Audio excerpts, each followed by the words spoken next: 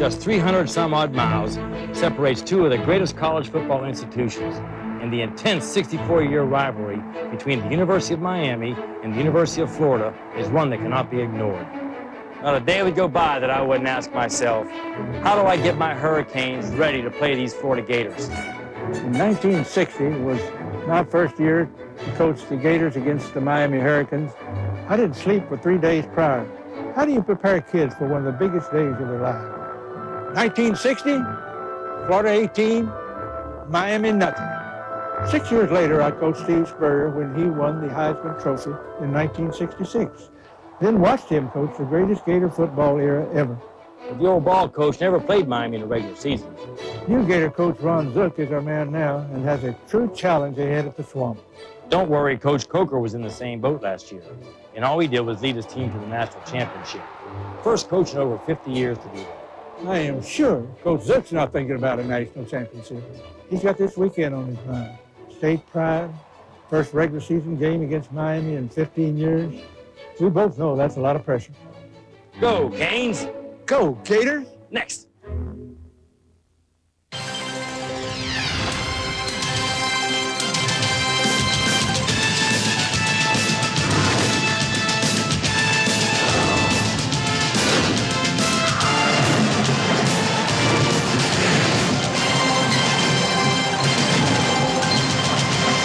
We welcome you to the Home Depot SEC on CBS.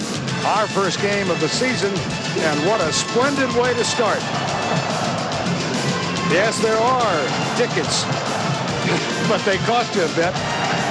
And if you don't have them, time to take out your frustrations.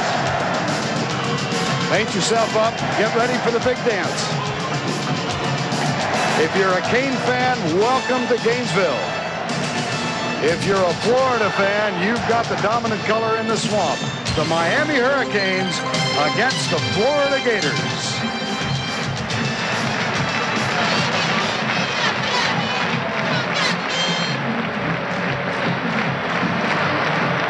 Needless to say, it's a sellout.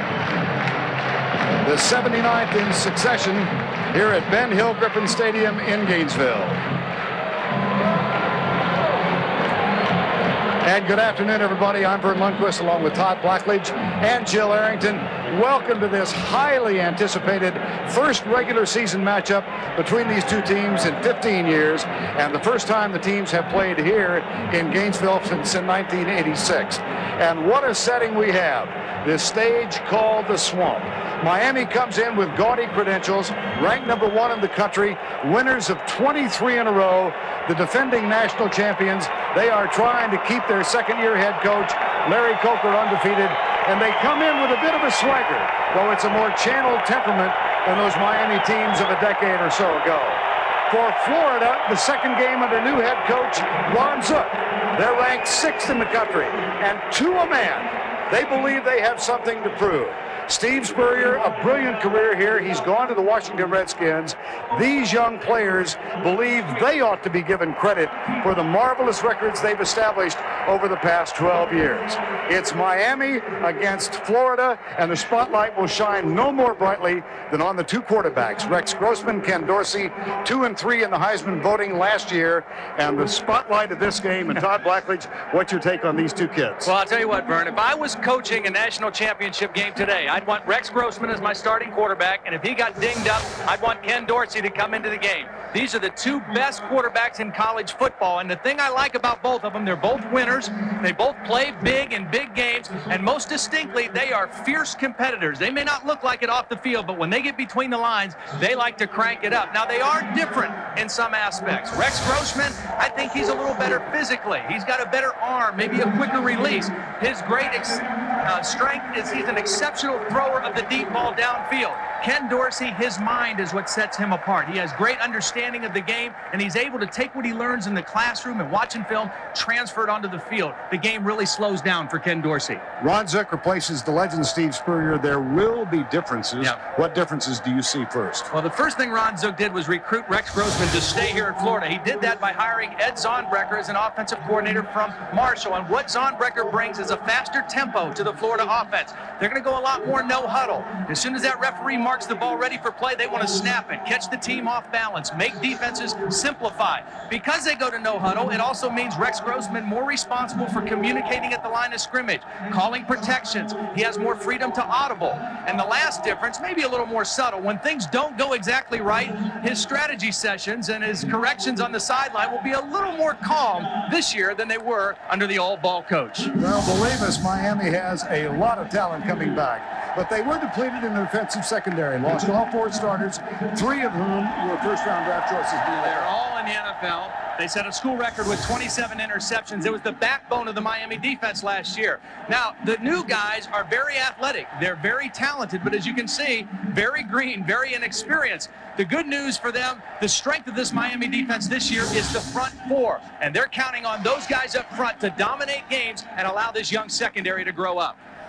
Well, the first time these two teams have gathered here at Florida Field since 1986 will continue after this message and a word from your local station. The Home Depot SEC on CBS is sponsored by Pontiac, Sonic, The Hartford, and by Bud Light.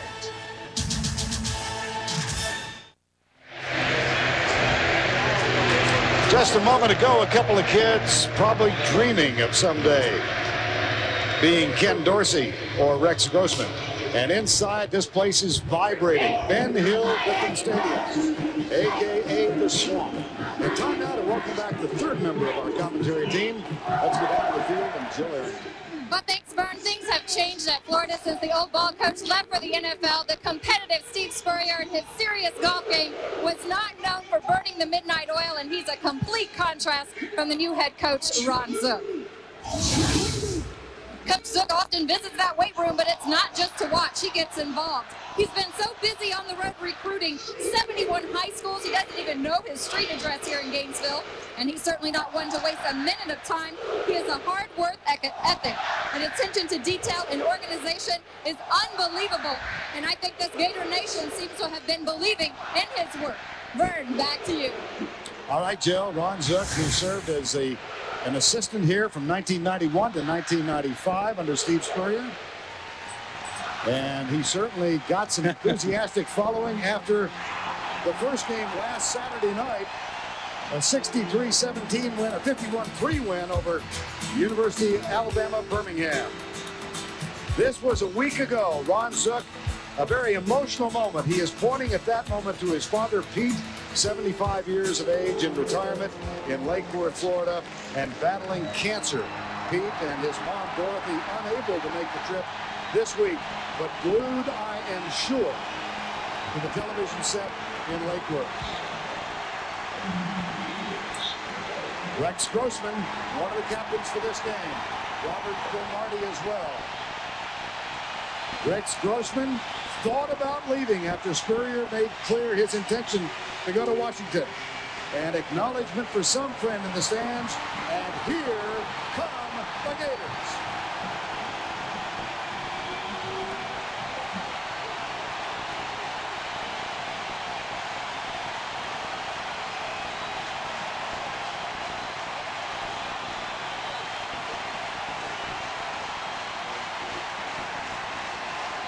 There's nothing much like the feeling of coming out of a tunnel for a game like this. Doesn't matter if you're a senior or a freshman, you never get tired of it.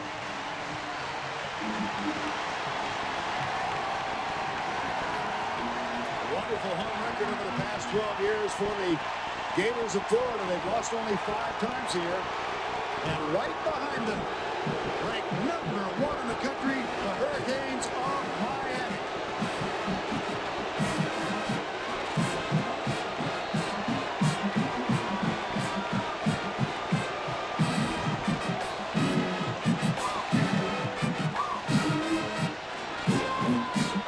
That's a pretty good scene. Not bad. Kickoff when we return.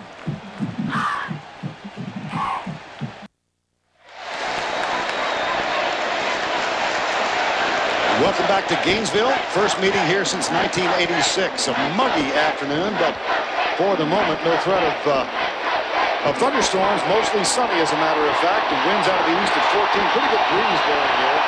65%. And the temperature of 85 degrees. Miami won the toss, elected to defer the option to the second half. Florida then elected to receive. So they will go on offense to open the game. And we will see right away, I think, the main challenge or key of this game, how Florida's offensive line can handle the front seven of the Miami defense. Well, the all-time series, this is the 51st time they have played, dead even. Miami has faced Florida more than any other opponent. And look at that, 131 players suited up for this game who come from high schools in the state of Florida. Some of them played with each other. Many of them played against each other. There's great familiarity between these two teams. Todd Severs had a wonderful night with kickoffs last week in the win over Florida A&M. And Severs getting set to kick into a bit of a crosswind. And the deep men for Miami. Taylor Jacobs, the great speedster, and Keywan Ratliff, number 1.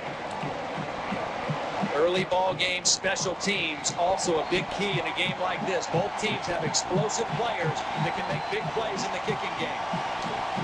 See how much effect this cross breeze will have. Here's Severs. We are underway. Not much, huh? Beauty. Touchback. And here comes Rex Grossman. Mentioned that he thought about leaving. Checked his options where he thought he might go in the NFL if drafted after his sophomore season. His decision was he would be a late first, mid-second. Then he met Ron Zook. And as you said, Todd, Ron Zook recruited him and Taylor Jacobs. And he is an advocate now. Yep. Has really bought into everything Coach Zook has put in. And you wonder, is this offense different? This is pretty crazy to start out. Quick screen out to the left. The one hopper, it's incomplete. How about that formation, though? They have 4 wideouts clustered top of the screen. Time now for the Alamo starting labs. And let's check the offensive line. Max Starks replaces Mike Pearson, the left tackle. DeGore is a freshman at center. Graham, Vernell Brown, a true freshman, a redshirt rather. Taylor Jacobs, Perez, and the tight end, Aaron Walker. Out of the shotgun on second down and 10. Grossman pressure, pulls up, and it's incomplete. They're going to have a roughing the passer on the first throwing attempt by Rex Grossman. One of the little changes with the outside Brecker offense is to move the quarterback side, to not make him set up in the same spot every single pass play. Second play of the game, they're going to move the quarterback, move the pocket, and put Grossman outside. Roughing the passer on the defense, 15-yard penalty from the line of scrimmage. The only problem with that is when you move your quarterback out, it allows linebackers to take a flying shot at your quarterback. Now this time Miami gets called for the penalty, but a lot of times he's going to get hit just because he's outside of the pocket like that. Automatic first down out at the 35-yard line. Lone setback and 3 wideouts. That's Ben Troop who goes in motion, the extra tight end. Draw play, Ernest Graham. Quick opener at left tackle behind Max Starks and Troop, and he picks up 3. Now let's check this Miami defense and the excellence up front. And they will rotate 8 defensive linemen in. Green, Joseph Walters, and Green, DJ Williams, Jonathan Vilma, and Howard Clark. And this very young secondary. It's Roll, Taylor, Sykes, and Marshall who get the start. Again, the challenge is for this offensive line to block the front 7 of Miami. Second down and 7. Play fake. Little pass out to Graham. And Ernest Graham picks up the man and Florida first down near the midfield.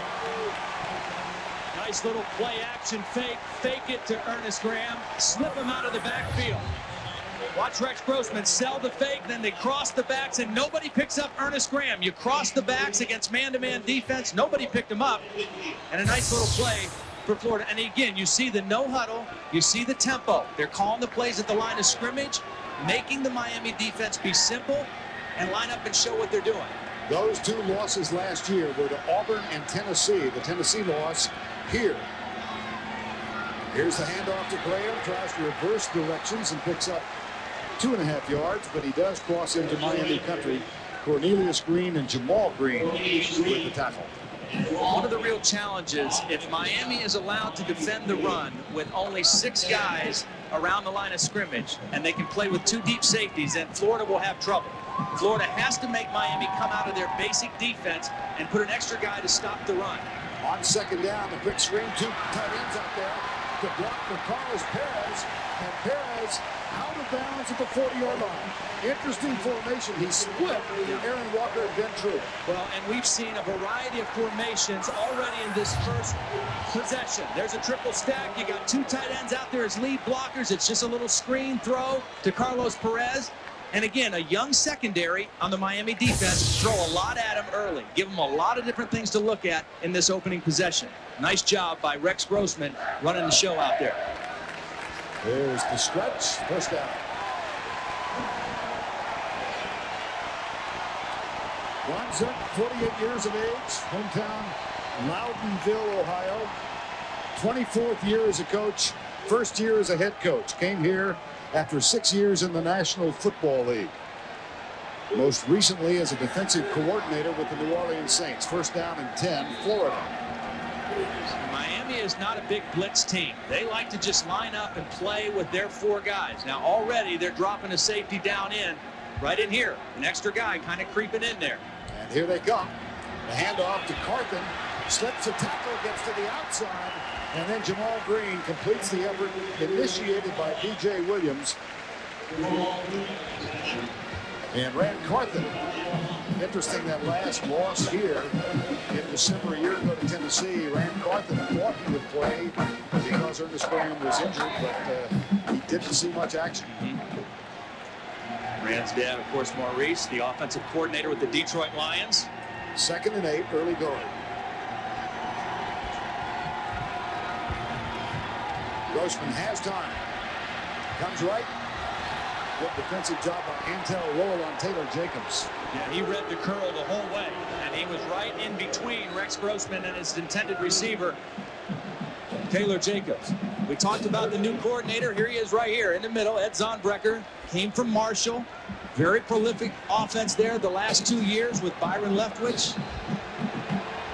Also coached Chad Pennington at Marshall, 52 years of age.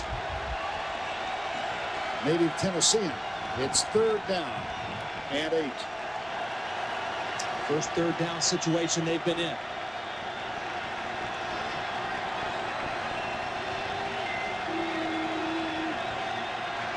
Four-man rush to Miami. Grossman steps up, goes down, but he's right in the middle of Aaron Walker. Rex Grossman telling us yesterday, I think Aaron Walker will have a big afternoon. Well, that's because, number one, Taylor Jacobs is going to draw a lot of attention. And Miami, here's Walker right here. He releases out, and then they just let him go. You see the linebacker split, and Grossman, after he stepped up and bought time, found his tight end in the middle. Miami wants to play 2 deep safeties and a lot of man-to-man coverage. That time, they turned the tight end loose. And again, the quick count, and Ernest Graham with a handoff.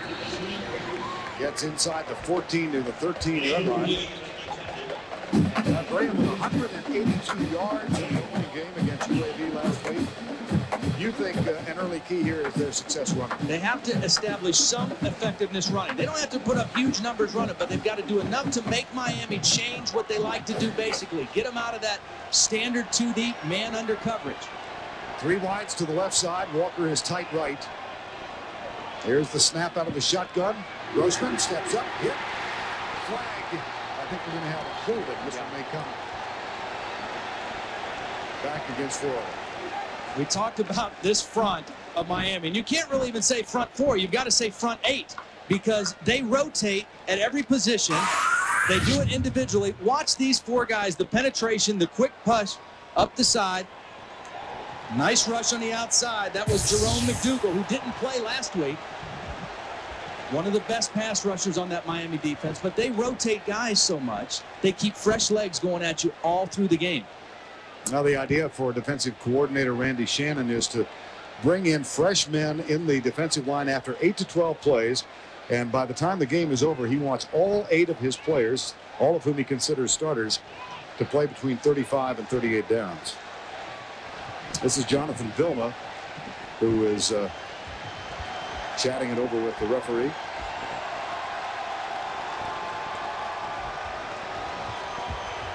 Here we go. There are 2 penalties on the play. Holding on the offense, their penalty is declined. Intentional grounding on the offense, their penalty is accepted. Loss of down at the spot of the pass. 3rd down. The reason this is a penalty is because Rex Grossman never got outside of the tackle box when he threw it away. You're allowed to throw it away as long as you get outside of the offensive tackle. And he was still in that zone when he threw the football away. Now 3rd and 17. Opening drive of the ball game. Florida now at the 21. 3-man rush. Grossman slips, lobs it out, intercepted. No, incomplete. We've seen 2 helmets popped off already in the game. Aaron Walker had his knocked off on his catch, and Rex Grossman just got his removed from his head. And that was a funny-looking play. This didn't look good. Nothing opened up quickly for Rex Grossman. He almost fell down on his own and then took a shot with his helmet coming off. And again, you see the athleticism. A defensive lineman, Cornelius Green, or actually Andrew Williams, almost getting the pick. Here's Matt Leach, 38-yard field goal attempt will not be good. So they chewed 4.5 minutes off the clock, but they come up empty. Larry Coker applauding his team's effort once they got inside the 20. Yep. Matt Leach was the team's punter last year. Replaced Jeff Chandler, missed an extra point last week. Misses a big field goal to start this one.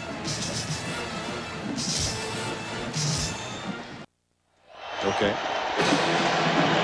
11:22 to go, opening quarter. First offensive set now for Ken Dorsey and the Miami Hurricanes.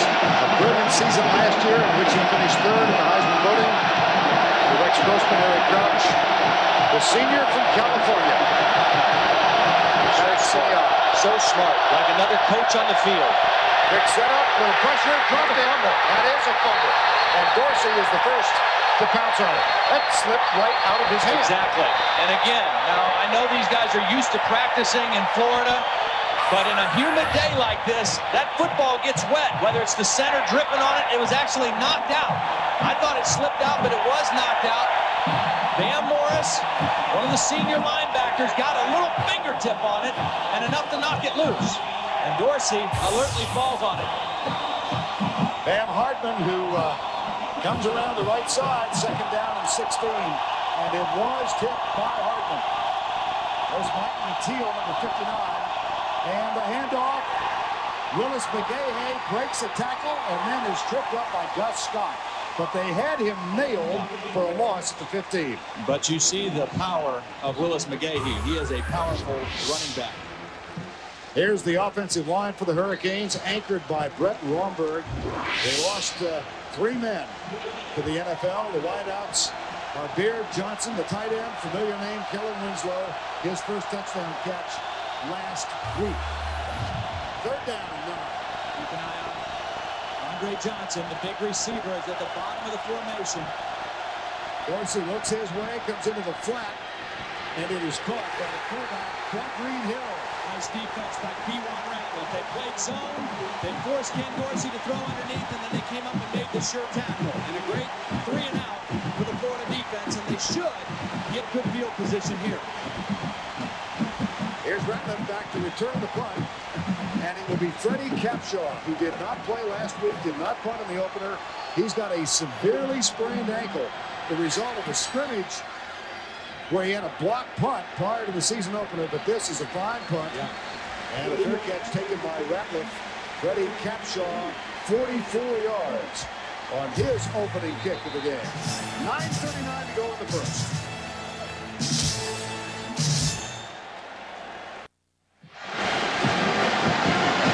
Hey, Brigham Young at the Swamp. Zip. Coming up tomorrow on the NFL on CBS. Opening week of the season. Regional action for you. The Jets at Buffalo. And it will all begin with Jim and Boomer, Dion and Dan. The NFL Today tomorrow on CBS. Here's Grossman out of the gun.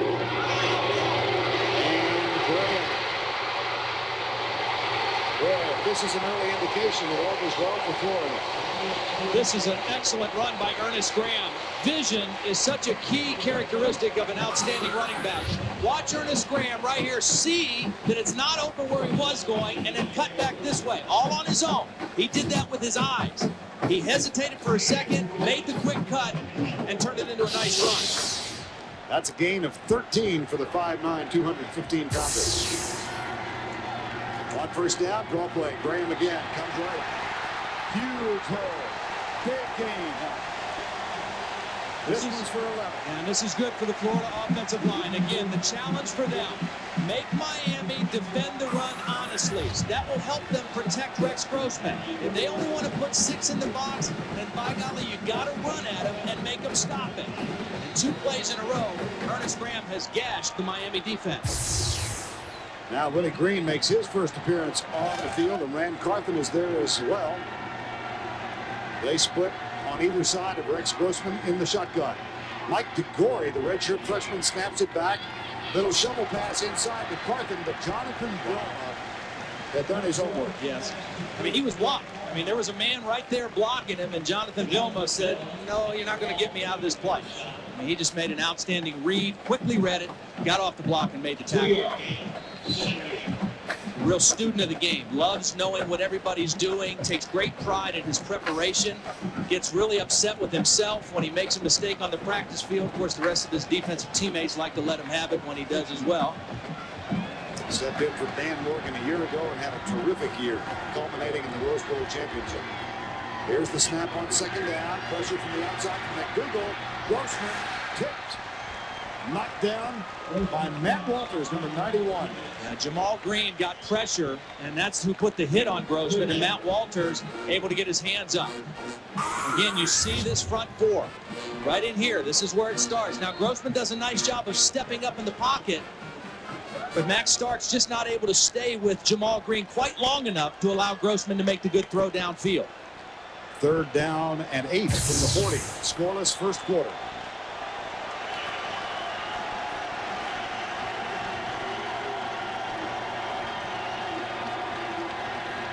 Grossman pressured again. Incomplete and almost picked off. Carlos Perez, the intended receiver, couldn't hang on. Jerome McDougal with the pressure and the hit on Rex Grossman. And already we've seen Rex Grossman hit 3 or 4 times. Pretty good throw under pressure. I mean, you can't throw it much better than that when you're getting hit like this. Jerome McDougal right into the body of Rex Grossman. Here's Jason Hunter, had a tough debut last week. He shanked a couple. This one is a good one. Probably should have shanked this one. Yep. At least pooch it. Yeah. Jason Hunter sails it out of the end zone. It will come out for the 20.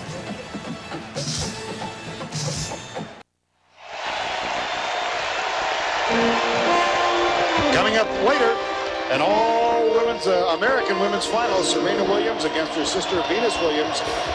Women's final of the U.S. Open. Prime time after our ball game is concluded. Miami with a 2 tight end offense now, a running set. Dorsey fakes the reverse. This one went for a touchdown last week against Florida A&M when he handed it off to Roscoe Parrish. This time the give goes to McGahee. The Florida Gator defensive line. Arpez roll started. Clint Mitchell is in there now. The linebackers Hardman, Matt Ferrier, Mike Mateel. And in the secondary, Radliff Johnson, Gus Scott, and Robert Cromartie. New defensive coordinator John Thompson came from Arkansas. You'll see a lot of movement around, different looks by this Florida defense, trying to confuse Ken Dorsey. Draw play. Got him behind the line. Clint Mitchell. Interesting story. Missed all but 2 games a year ago because of 2 separate suspensions. Sat out last week to continue it. Has a hard time staying on the field, but when he's on the field, he has a great motor. I mean, he just goes hard. He doesn't always know exactly where he's supposed to go, but he goes hard whatever he's doing. Loss of 2, 3rd and 8.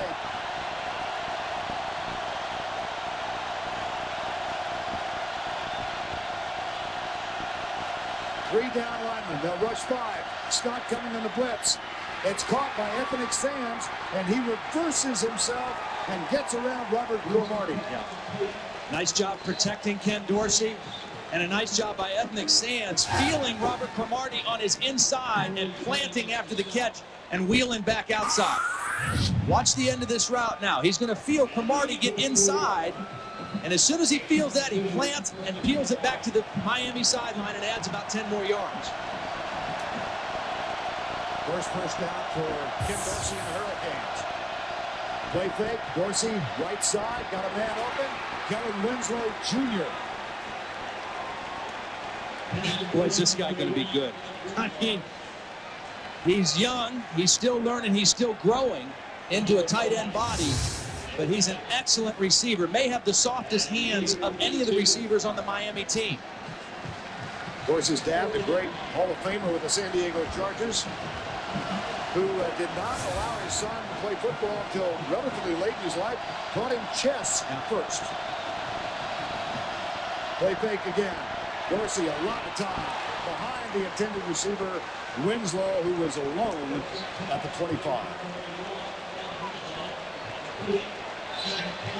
That'll bring up a second down. Now Butch Davis deciding at a late time to go on to the Cleveland Browns, and Larry Coker, 30-year overnight sensation.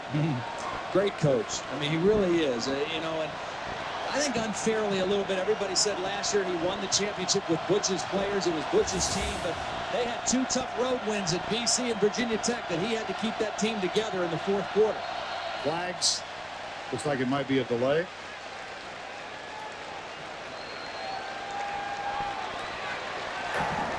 Prior to the snap, false start, offense, 5-yard penalty, remain second down. Yeah, Howard Schnellenberger, the coach from 79 to 83. They won a title in 81. Jimmy Johnson led them to a title in 1987. Dennis Erickson in both 89 and 91. Butch Davis was there 95 through 2000 and then gave way to Larry Coker. Quick flip over the head of Kevin Beard, number 9. And that brings up a 3rd and 15. I talked about John Thompson's defense and all the movement. I really like the way that Philip Fulmer described a John Thompson defense. He said it's like a bucket full of minnows, which means, translated, frenetic, unpredictable movement. There's John Thompson right there calling the signals. Came from Arkansas, and he had his dream job at Arkansas, but was swayed strongly by Ron Zook at Florida. Got the call in Florida in February. 3rd down and 15. Play fake.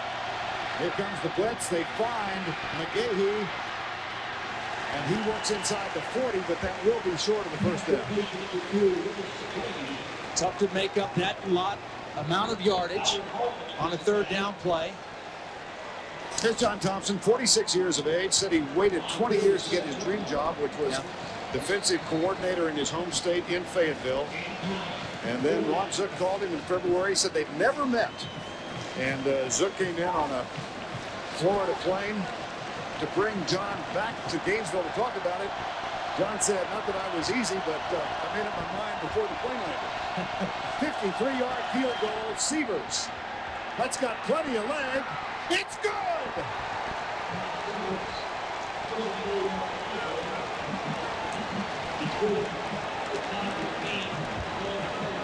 One of the advantage I think Miami has in this game is in their kicking game.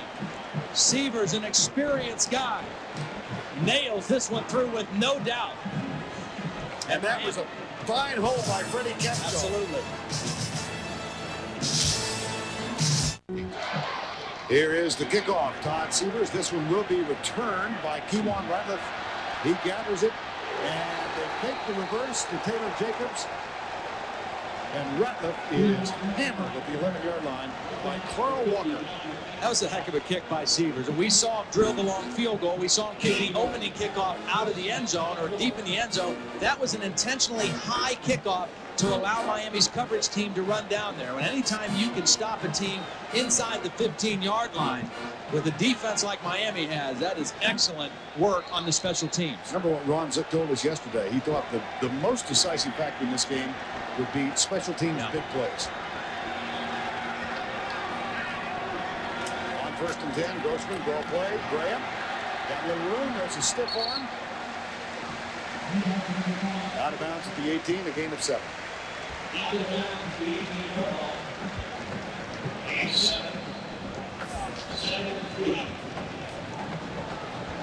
Miami's record when scoring first, pretty respectable. Yep.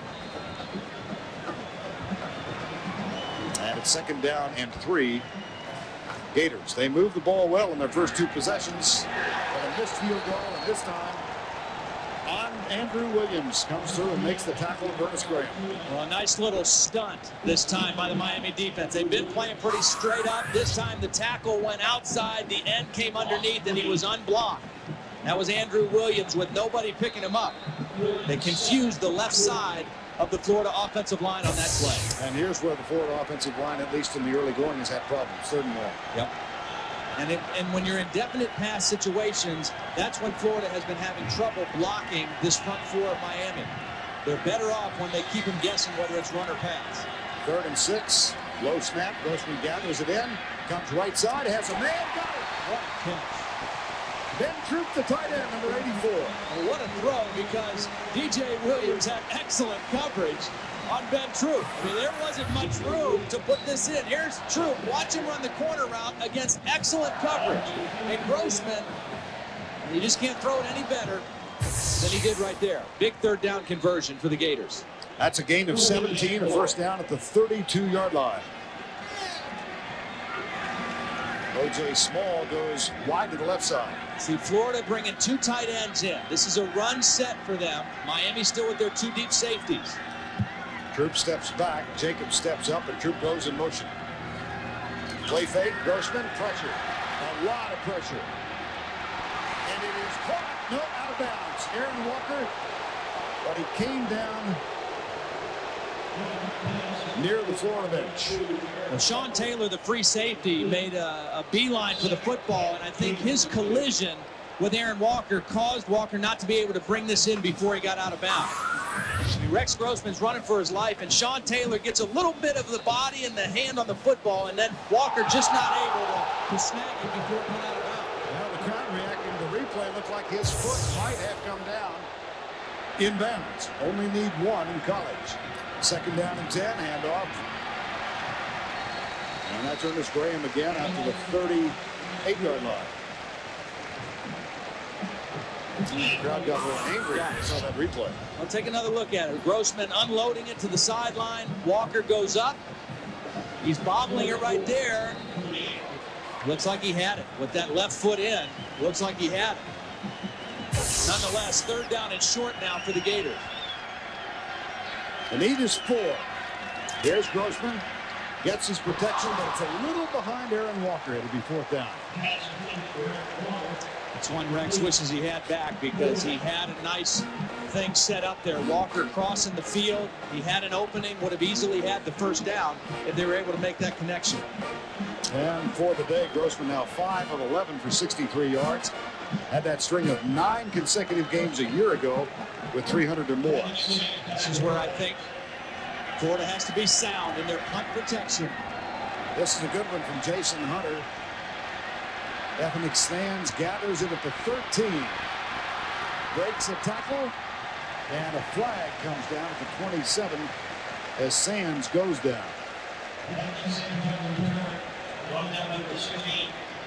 We talk so much about special teams. Miami, I think, has always been pretty good on special teams, and when they went into the Big East, Virginia Tech so good on special teams, it raised the bar. Block in the back. On the return, penalty is 10 yards from the spot of the foul. 1st down. Steve Spurrier, when he was at Florida for all his proficiency on offense, didn't put as much emphasis on special teams maybe as some other head coaches do. Ron Zook, a former special teams coach. It's a very important part of the game and the full preparation from his standpoint. Ron Zook was here as the defensive coordinator in 1991. He was demoted by Steve Spurrier to the special teams position. And Jeremy Foley, the athletic director, says his demeanor, the way he handled the demotion, had a lot to do with why he is the head coach here now. Ultimately was promoted back to the spot. Timeout, Miami. 3 minutes and 14 seconds remaining, first quarter.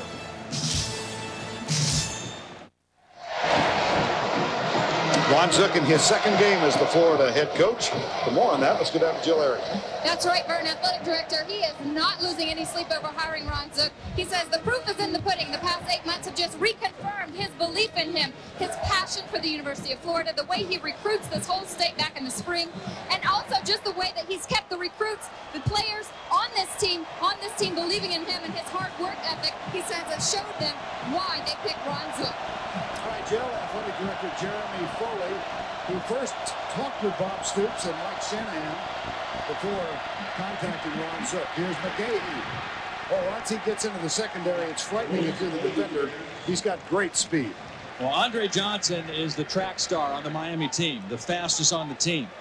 But not too far behind him is McGahee. McGahee is bigger, too, at 225 pounds. He has great speed, and he was one shoestring tackle away from taking that one down the field. McGahee filling the spot that Clinton Portis had a year ago, now in Denver. And Frank Gore had a great season, but went out with an ACL in the spring. Here's Dorsey going to the right. Van Hartman covering Roscoe Parrish. That's a mismatch. You know, yesterday, John Thompson told us, I think that we can trick Ken Dorsey some with our coverages. And I kind of sat back in my chair. I didn't say anything, but I'm thinking, this guy is tough to trick. He is the smartest guy out there. But they tricked him that time. They got him to call an audible. He thought he was going to get one coverage, and he didn't get what he wanted. John Thompson, very unorthodox in some of the things he does. That time, he won the chess match with Ken Dorsey. Second down and 10.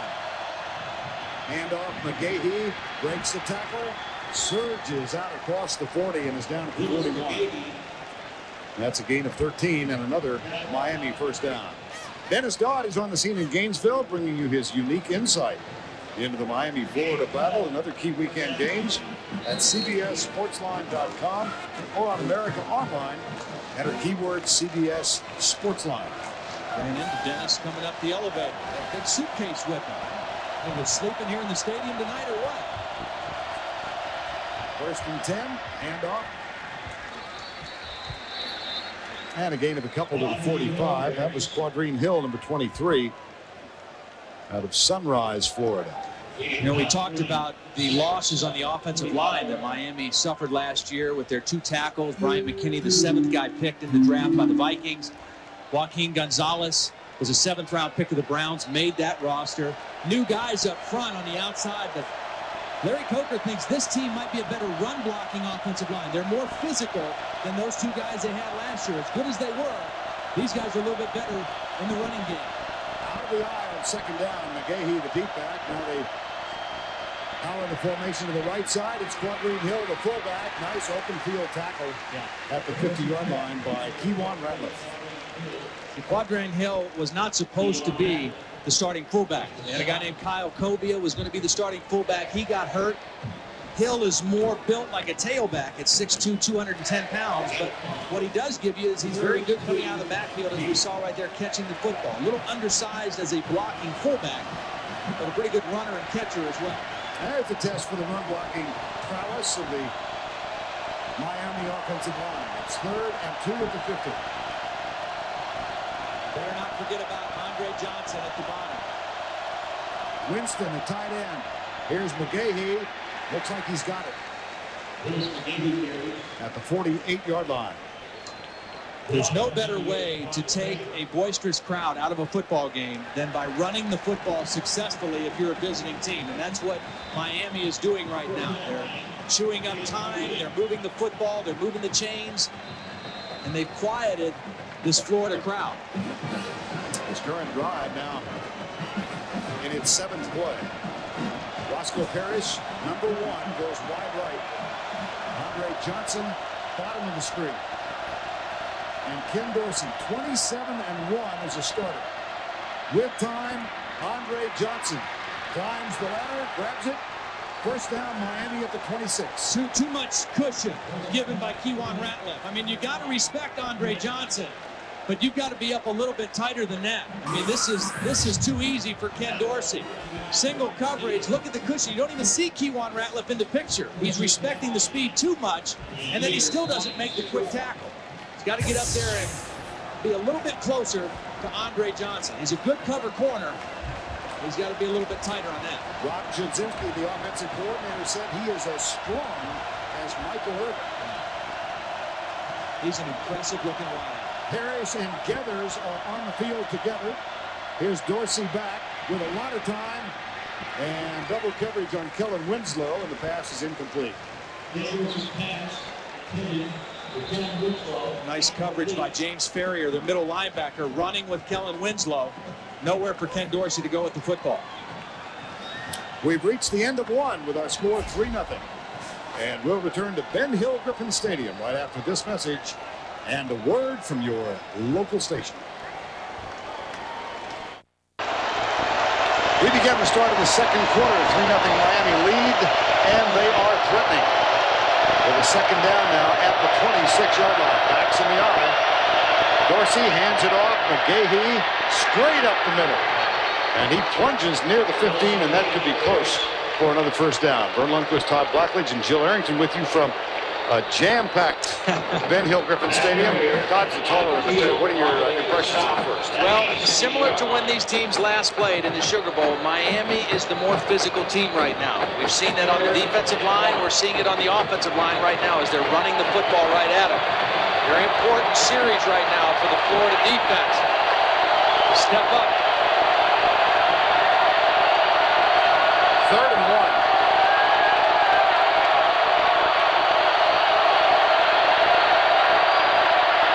They'll throw it. Right side, caught by Johnson, 1st and goal. There is a flag down on the opposite side of the formation.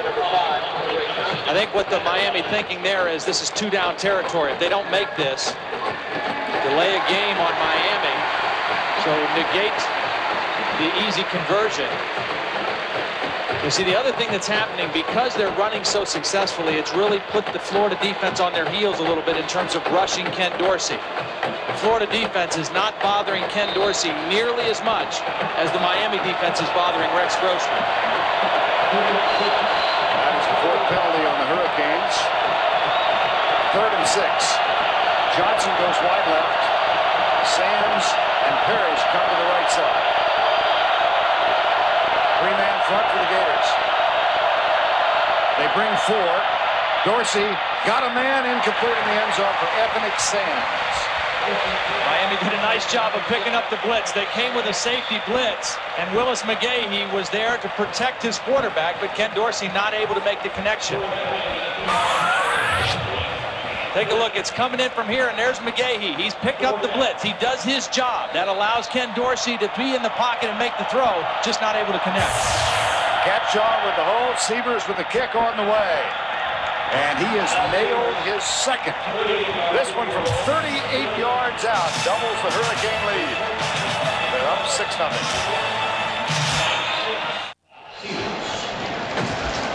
.14:05 to go first half. Miami up 6-0, getting ready to kick to either Kelvin Kite or Vernell Brown. And the sellout crowd looks on as the sun disappears behind Ben Hill Griffin Stadium. Here's Sievers. Same high kick. Taken by Kelvin Kite, number 2.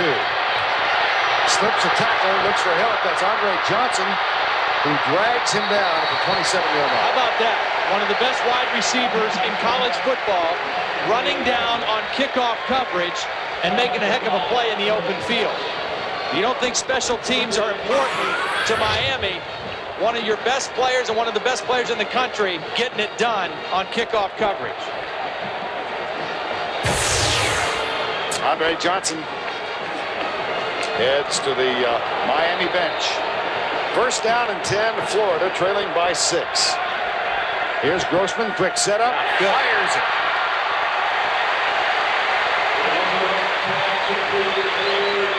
Taylor Jacobs, his first catch of the game, he set a career Florida record with 246 last week. And time now for the trivia question.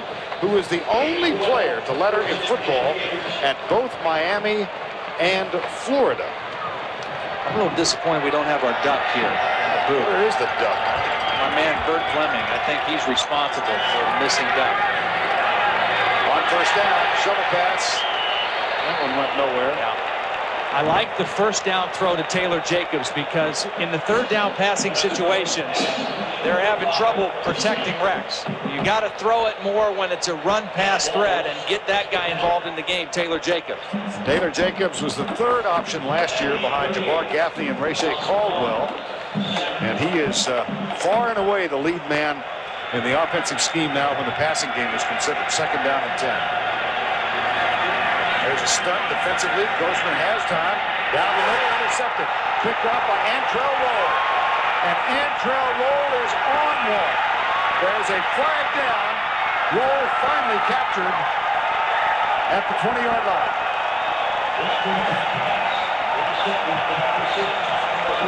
Well, so far, I think this young secondary of Miami has been up for the challenge. Rowe is a sophomore from South Dade High School, and he has excellent coverage on O.J. Small. And he just steps right in front of Small and catches it with his hand. Rex Grossman acting like this one is coming back, and the Gators are still going to have the ball. I don't know what the penalty was. Now you see the pressure again from Jerome McDougal. Well, Rex knew right away that thing was picked, too. He popped back off the ground as quick as he could. Pass interference on the defense.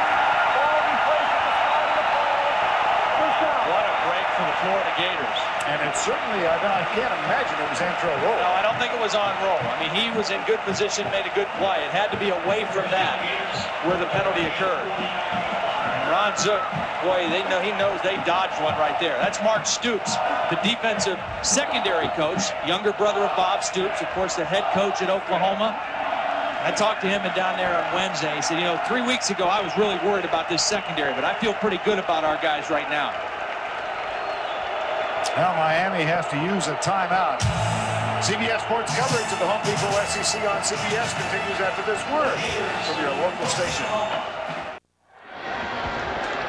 Back to play in Gainesville, 12:43 to go second quarter. During the timeout, we searched through our various replay systems and could not find anything that resembled pass interference. The only thing that we saw was Roll did grab the jersey briefly of O.J. Small, but not enough to be a pass interference call. First down and 10. Here's Grossman. Not on the mark. Had a chance again, same thing. First down, throw the quick slant, try to get your best receiver to break a sweat and get involved. And see, with the way Miami plays defense, they've got those two deep safeties, and in essence, they can double cover one receiver all the time. They can roll over the top on Taylor Jacobs. You see the safety's right here. He's ready to double cover on Taylor Jacobs on this play right now. Second down and 10. DeGore snaps it back. They hand it off to Graham. Slips as he makes his cut. Tackled at the 45-yard line. Stop is made by Andrew Williams, number 99. And this brings up a third down. Now the numbers for Rex Grossman, 7 of 14, 75 yards. And off the mark just a couple of yards. Off the mark and under pressure. He hasn't been able to be in rhythm. And both of these quarterbacks, Rex Grossman and Ken Dorsey, are rhythm quarterbacks. They want to get that snap, set their feet, and throw the ball with no bodies around them, no hot breath blowing on them. Right now, Miami's getting to him a little bit. Stunts again. Here comes the pressure. Grossman is hit as he lets it go. And again, number 95, Jerome McDougal. And see, this takes a toll on a quarterback. Even though Grossman keeps getting up, McDougal just right around Jonathan Colon, the youngster out of Miami. He's starting at right tackle. He's a sophomore out of Miami. And McDougal just kind of toyed with him on that one, ran right around him. 4 Fourth down. Jason Hunter on the punt. High, fairly short. And gets a Florida bounce inside the 15-yard line. A 33-yard punt effective. 11:44 to go, first half. 6-0 Miami.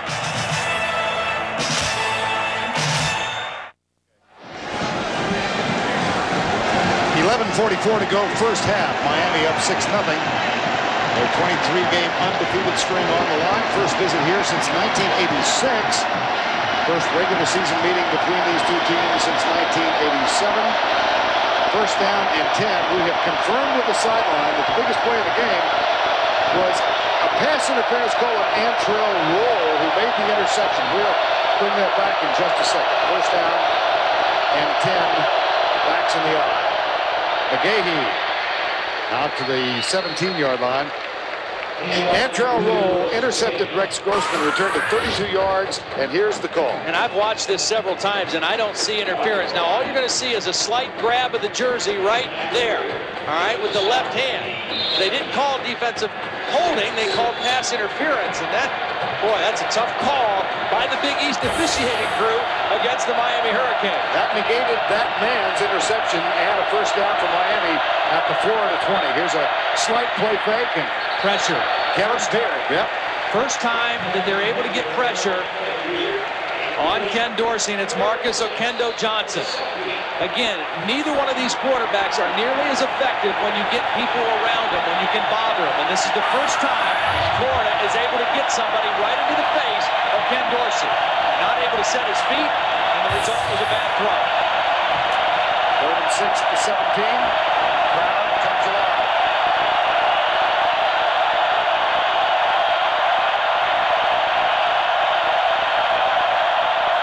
Pressure from the outside. Dorsey steps up, pulls back, finds a receiver open on Ray Johnson, but it's incomplete. See, he had to move his feet. When he moves his feet, he's not nearly as accurate. It was interesting talking to Ron Zook yesterday. He said, you know, when we played when I was at New Orleans and we played the St. Louis Rams, nobody was better in the NFL than Kurt Warner. But when he had to move his feet and when we could bother him, he wasn't nearly as good. Same thing true for Ken Dorsey. Here is Freddie Capshaw, the senior from Rock Springs, Wyoming. On the punt. Kewan Ratliff awaits it. Fair catch call, and the ball taken at the 46-yard line. 37-yard punt. Nothing on the return. And by far the biggest play of the game thus far, a negated pass interception. Best starting field position of the first half for the Gators of Florida. They've got a first down and 10 at their own 47-yard line. Before this full house at the Swamp, so named after these two teams last played here. Named by Steve Spurrier. First down and 10. Big series for Florida. They've got good field position. They've got to do something here with the football. Quick setup. Little fake pattern. Taylor Jacobs out of the tackle. Then Jennings makes the stop inside the 40. Maurice Sykes was trying to help him. Really nice call by Ed Zonbrecker. They've tried to run slant. This time they fake in and go out. And Jennings was frozen with the pump fake. Excellent call by Ed Zonbrecker in that timeout. Run the slant, now fake the slant, and get outside on the fade, and they get a first down. And the first down comes at the 38-yard line. Grossman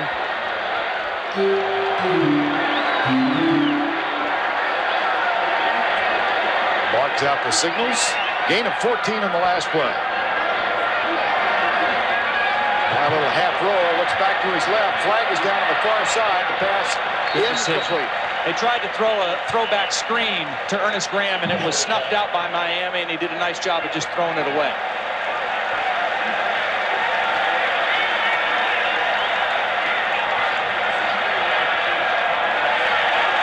Cost Miami 5. What penalties have hurt Miami here in this first half?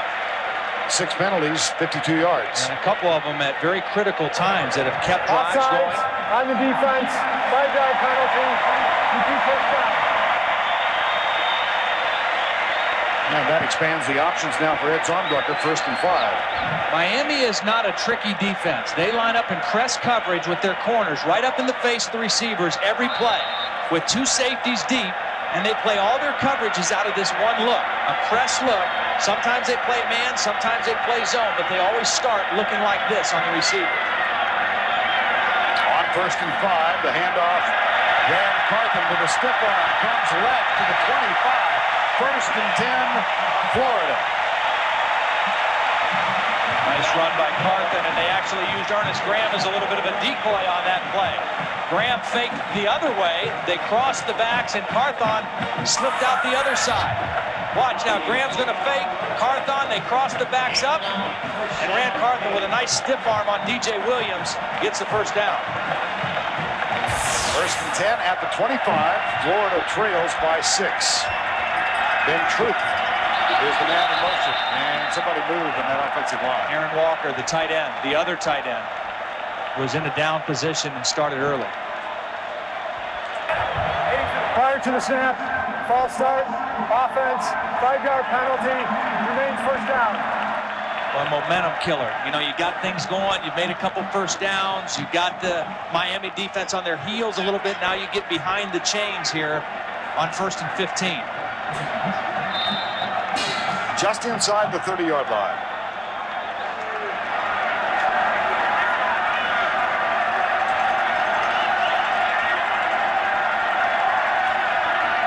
Grossman, same fade pattern, same result. And see, part of this problem is the guy over there who's playing, Kelly Jennings, has a big cast on his right hand. He's got a thumb injury that he's battled all through the summer. You see the cast. He can't jam a receiver the way the other cornerbacks can. He's a little tentative putting that hand on the receiver, and they did the same thing. Fake the slant in and break it outside. 2nd down and 4 after the gain of 6. Graham gets the give, has an opening, surges for the goal, touchdown, Florida.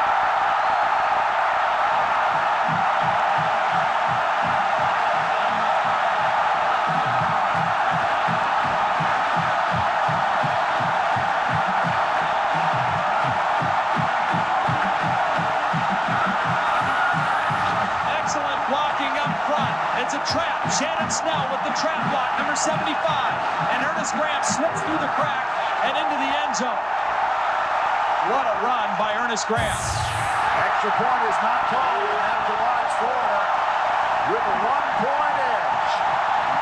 They convert their best field position of the 1st half into their 1st touchdown.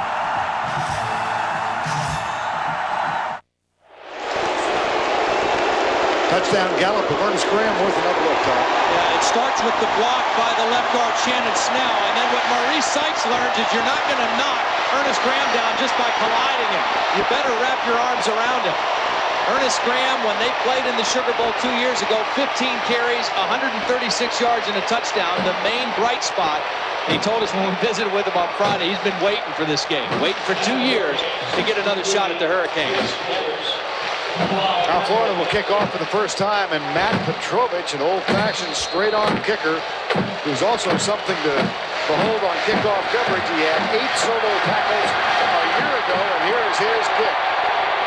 This will be taken by Gators, and Jason Gators out to the 21-yard line. Guess who's down there? Matt Petrovich. He was a nose guard in high school. He's a little goofy, Bert.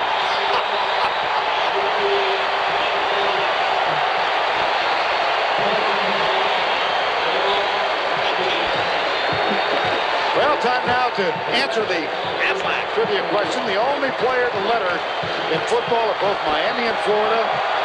His name is Phil Kaplan. He played guard and linebacker at Florida in 42, Miami in 43, served in the armed forces, came back and completed his eligibility in 1946 at Miami. And listen, the crowd is back in it. The Swamp crowd is back in the game. And Phil Kaplan is among those in attendance. And he's with Jerry. That's right, Vern. I found you the only man to letter for both schools. Are you torn here today? Which team are you rooting for? Actually, I rooted for Miami. That's because I lived down there, and if I didn't, I never would have go back. What do you remember about the intensity of this rivalry? Oh, it's beautiful. That's what college football is all about. And be something like this, the series never should have been stopped. It should have been going on just all along, but it's good that it's back again. I'm very happy about it. Thank you, Mr. Kaplan. Hey, Vern, back to you. Thank you, Jill. Well, the series revived, but only for a couple of years, and it's revived because a 12th game has been added to the schedule this year and next, so they're playing Miami next year. He said he may not be able to go back to Miami if he didn't root for the Canes. He may not get out of the swamp if he keeps rooting for him today. 3rd and 1 at the 30, a 7-6 game. By the way, his record as the only man with a letter for both teams will end, I'm sure, next year. Brock Berlin, who lettered here last year, transferred to Miami and is sitting out a redshirt season at quarterback this year. Here's Dorsey, deep down the middle, double coverage. Todd Johnson is back there. That's excellent coverage by Florida because Ken Dorsey had a lot of time and he couldn't go anywhere good with the football. John Thompson told us about Todd Johnson. I love this guy. He is always, always, always in the right spot. And here he is in the right spot, knocking the ball away from Andre Johnson. A headsy free safety for the Florida Gators. About 3 weeks ago, Todd Johnson suffered a concussion during practice, but back and healthy again. Look out! Blocked it! They blocked it off Capshaw. Todd Johnson with the block. Special teams.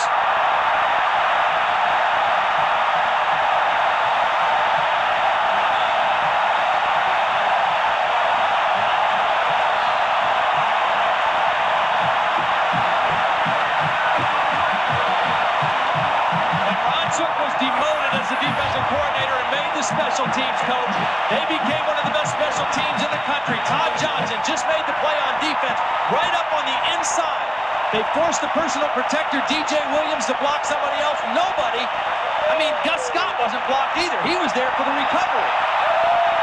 This is excellent execution by Florida. The block and the recovery, and the Gators knocking on the door again.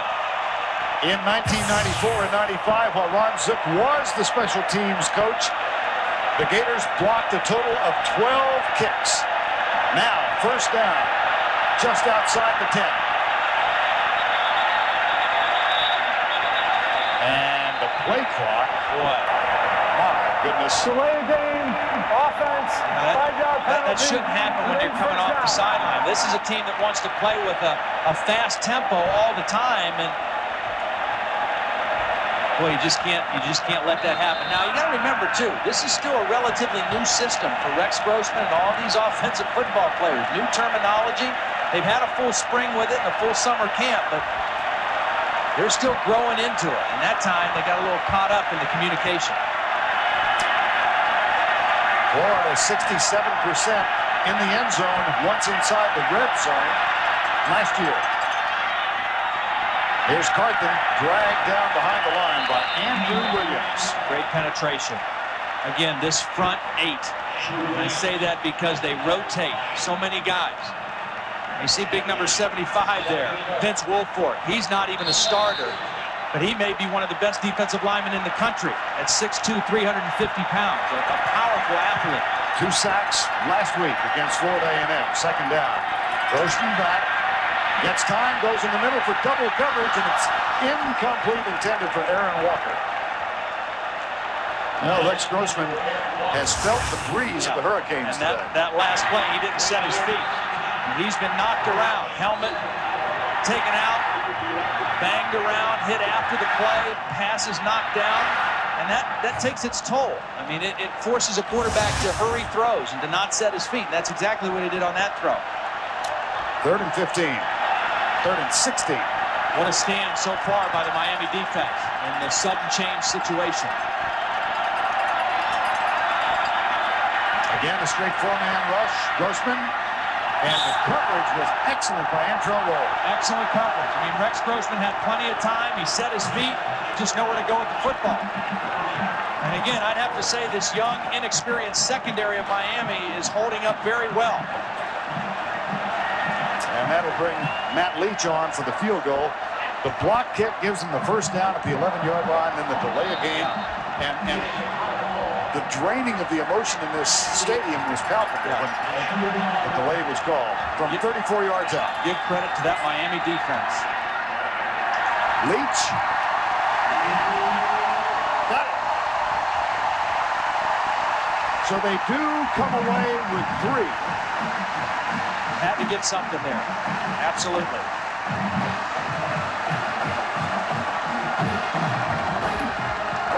In 6 Florida this Thursday on CBS. Every 30 seconds, someone disappears. You read the stories of families torn apart.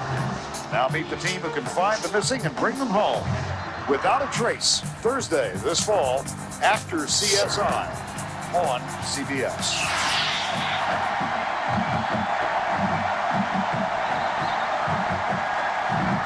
Well, 7.5 minutes to halftime, and coming up at halftime, Tim and Spencer. Oh my goodness, they're preparing, getting ready for the on-camera. Cats on a hot tin roof. Yeah, they're above. I've never known Tim to duck away from the camera. 7:30 to go, 10-6, and Petrovich, who is a delight to watch after he kicks the ball.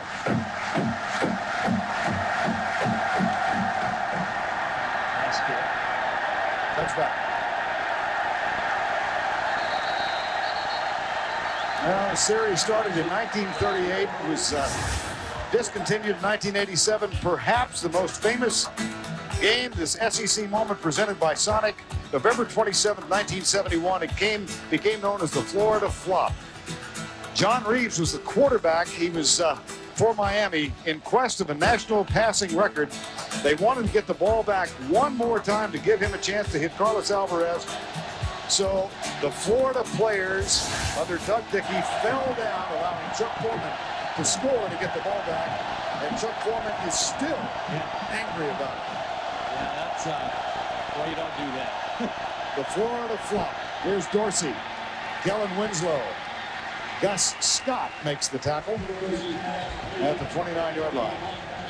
Now Reeves, after they got the ball back, he did throw a pass to Alvarez, 15 yards, and so he did hold. Miami fans will argue forever a tainted record. Well, what I didn't know, which I heard about this morning, was that there was a punt return for a touchdown in the possession previous, or they may have been able to get it without going to such ridiculous measures, but that's the stuff that rivalries thrive on. Hand off McGahee, comes right, gets a good block from Eric Winston, the big tight end, the true freshman out of Midland, Texas. That's a gain of 15 yards. And you see, Ken Dorsey is not going to get rattled. I mean, he's been in enough big games. He's only lost one game as a starter. He's got great poise and maturity. And he's just keeping everybody calm. Like, hey, guys, it's only 10-6. Let's do what we do. He hit the pass to Winslow. They get the big run to McGahee, and now all of a sudden they're right out by the 50-yard line. First down and 10. Number Eric Winston is on the field.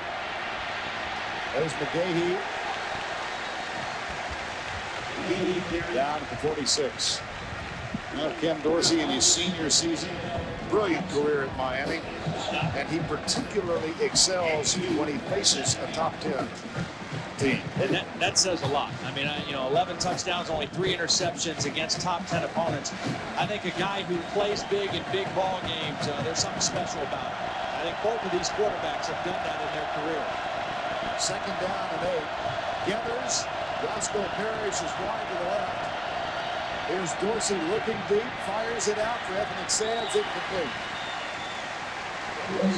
Corey Bailey, number 7, was over on Ethnic Sands, number 7.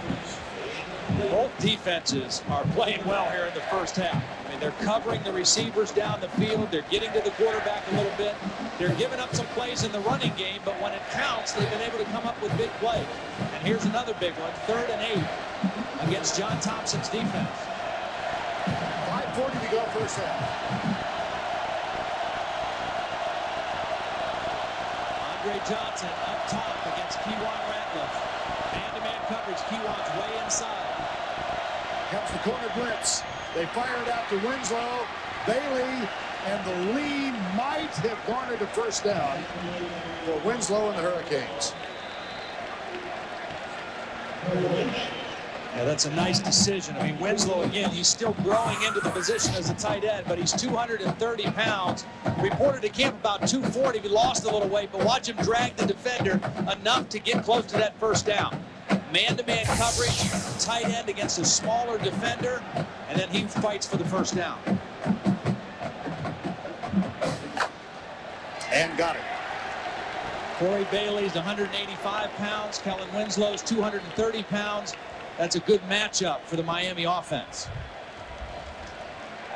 First and 10 at the 46-yard line. Clock with 5:27 to go before the break. Larry Coker, 54 years of age, 30 years an assistant. Started out high school coach for 7 years in Oklahoma. Graduate of that cradle of coaches, Northeastern Oklahoma State. First down and 10. Here's Dorsey, little pattern underneath, and Andre Johnson had to go right through his hands. And I mentioned the cradle of coaches because Ron Zook, another career assistant until this year, did graduate from the cradle of coaches, Miami of Ohio. And I really think that's what makes both of these guys pretty special, in my opinion. The fact that they were longtime assistant coaches, didn't get a head coaching job till late in their career, probably at some point maybe questioned whether they would ever become head coaches. So take a look at that. That's up in my neck of the woods. Miami of Ohio and Oxford, some great coaches that have come out of there. Draw play, McGahee gets some help from the umpire. Up the middle inside the 20. Well, Marty stopped it, but not before he picked up 27 yards. Great answer drive by the Miami offense. They started down in their own territory on the 20, and they methodically run and play action pass their way right down into scoring territory. Nice job by McGahee following the lead block in there by Chris Myers, his right guard, and then you see the strength. I mean, he is a powerful, powerful running back. Now he gives way to Jason Gethers, who picked up 199 yards last week, and he is going to get a bunch on this play. You're seeing that strength of the Miami offensive line right now. I mean, they're grinding on him right now. I don't think the Florida defense is tired. They shouldn't be. But this Miami offensive line, now they're experienced on the inside. You see Romberg and Haji Razuli. Those guys are returning starters. Chris Myers on the inside has played some. They're new on the tackles. But again, they're good run blockers. Time call by Florida with 4:35 to go, first down.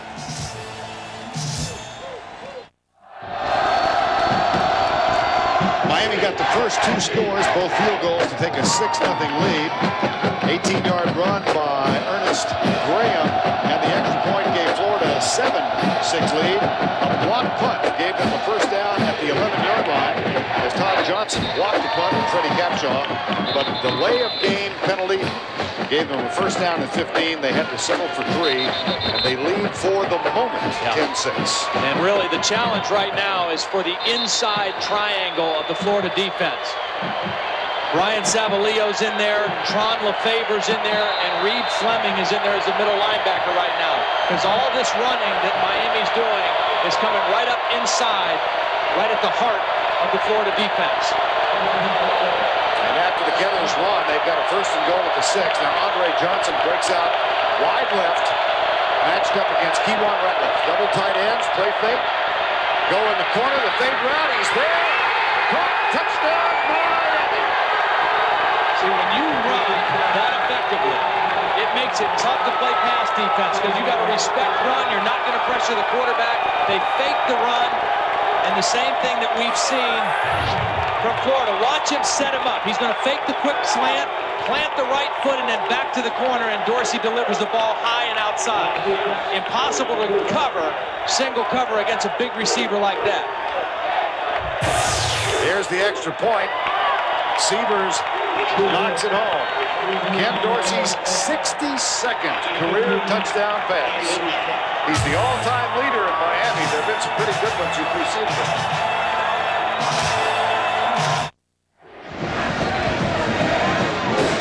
Miami leading 13-10. They've reclaimed the lead on Dorsey's touchdown pass to Andre Johnson. That's a championship team, that responds that way. They get the block punt. They hold. They don't give up an inch after the block punt. They force the field goal, even though they're behind and the crowd's coming back in the game. They take the next kickoff and go 80 yards for the touchdown. Very, very impressive. And Andre Johnson continues his duty on the special teams. And now Taylor Jacobs is back in as a kick returner. And the last time he was in, they tried a little reverse with Kewan Ratliff. Just keep an eye and see if they try to get the ball in the hands of Taylor Jacobs. It was good kick coverage the last time these two were back. But they worked on this reverse in practice on Thursday.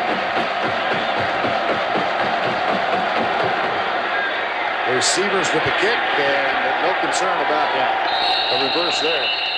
Severs has really been impressive on his kickoffs again tonight. Sundays this fall, there's 60 minutes of comedy after 60 minutes. First, Becker moves to Sunday, then catch Graham and Ellis. A new comedy from the producers of Frasier. It all starts Sunday, October 6th, right here on CBS.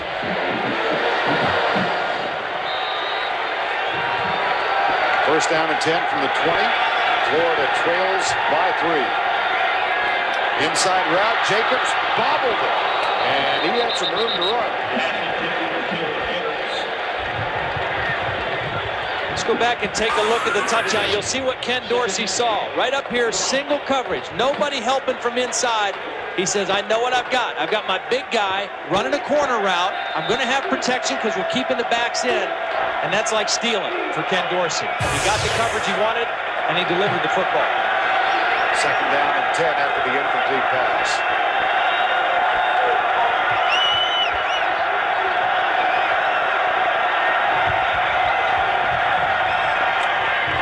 Little pitch, Graham. Jonathan Nova is right there to stop that one. Yeah, what a Saturday this has been on CBS. Terrific matches in the men's semis this afternoon, and coming up later tonight, the women's final of the U.S. Open. Serena Williams, Venus Williams again. 3rd and 9 at the 21. Big play right now because Miami's starting to seize the momentum a little bit in this football game after that touchdown. Miami brings 3. Grossman short. Perez, but he's caught at the 25. It'll be 4th down. Good defense again. I'm impressed with the way that Antrell Roll is playing. And he got the interference call, which I still think was a bad call, but he's been pretty sharp in man-to-man coverage. Jason Hunter, who is a walk-on, a transfer from junior college, not listed in the media guide, and he earned the spot in 2 days. Fake punt. No, he didn't fake it. He just thought he was going to get it blocked. That was not a fake punt. I think he just thought if he kicked it, it was going to get blocked, and he got confused. Again, you've got new punters, a new punter, and a new kicker for Florida. We saw a block punt by Florida, and I don't think this was a fake. He just thought it was going to get blocked, and it might have had he kicked it. He pulled it down and then tried to do something with it. Watch Jason Hunter. He's a little flustered right there. He just got flustered. He bobbled the snap to start with, and everything went south from there. And now there is a penalty, personal foul against Florida. Well, this is gut check time now for Ron Zook's team. They had an ugly offensive series right there. They don't execute the punt, and now his defense, which got gashed on that last drive, is right back on the field. Well, Hunter last week against UAB had a tough start in his debut at Florida. Shanked a couple, now bobbles the snap. Here's McGahee, good defensive effort by the Gators. 3 minutes to go, first half. Well, the 3 highlight plays of the first half, to my mind, the negated interception by Antrell Roll, and then a block punt on one side, and the punt coverage by Miami here. Miami was able to answer their block punt by holding the Gators to a field goal, and the Gators hoping to do the same thing here. Andre Johnson goes out against Ratliff and 3 men are split off wide to the right. It looks like single again out there. Todd Johnson, he's moving now late. Dorsey looks underneath. Ethnic Sands, touchdown.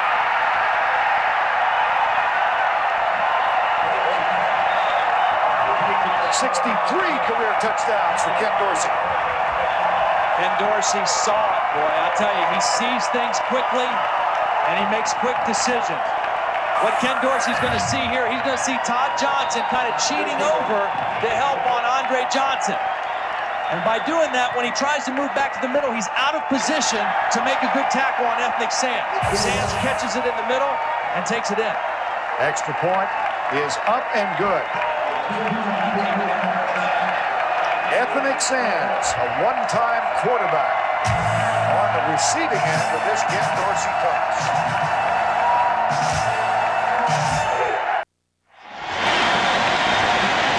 .222 before the break.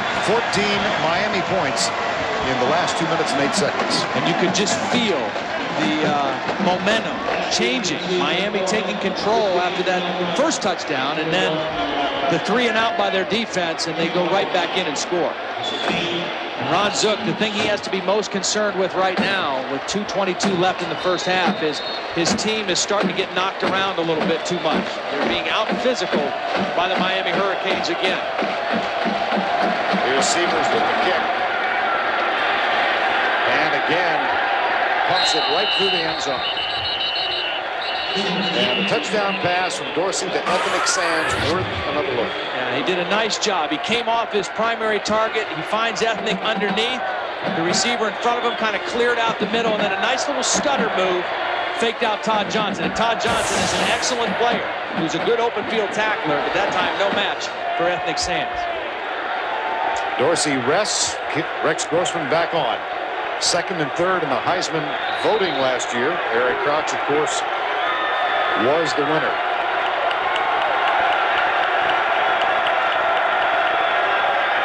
Scutts. Grossman across the middle for Perez. Incomplete, and Rex Grossman got hammered by McDougal.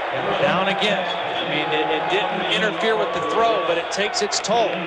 And what it does is it makes him maybe short arm the next one. He stands in there, he's backing up a little bit as he throws because he knows he's going to get hit. And right now, Rex Grossman has missed 5 of his last 6 passes. And the Miami defense is cranking it up a little bit. Second down and 10. Draw play, Graham. That's going to set up a 3rd and 8. As we hit the 2-minute mark of the first half. Miami is smelling blood a little bit right here, because if they can get another stop on this 3rd down, they're going to go after the punter, Jason Hunter, again. And even if they don't get it, they'll get good field position again here with the wind behind them. So this is a big 3rd down play right now for Rex Grossman. Miami has 1 timeout left. I think Florida should take a timeout. They look really confused right now on this play. 3 seconds on the play clock. They get the snap. 3-man rush. Grossman. That one should have been picked off. And he's hit again. A 3-man rush going against 5 linemen. And Rex Grossman is on his backside again. And that's not supposed to happen. When you're blocking 5 on 3, your quarterback's not supposed to get knocked to the ground.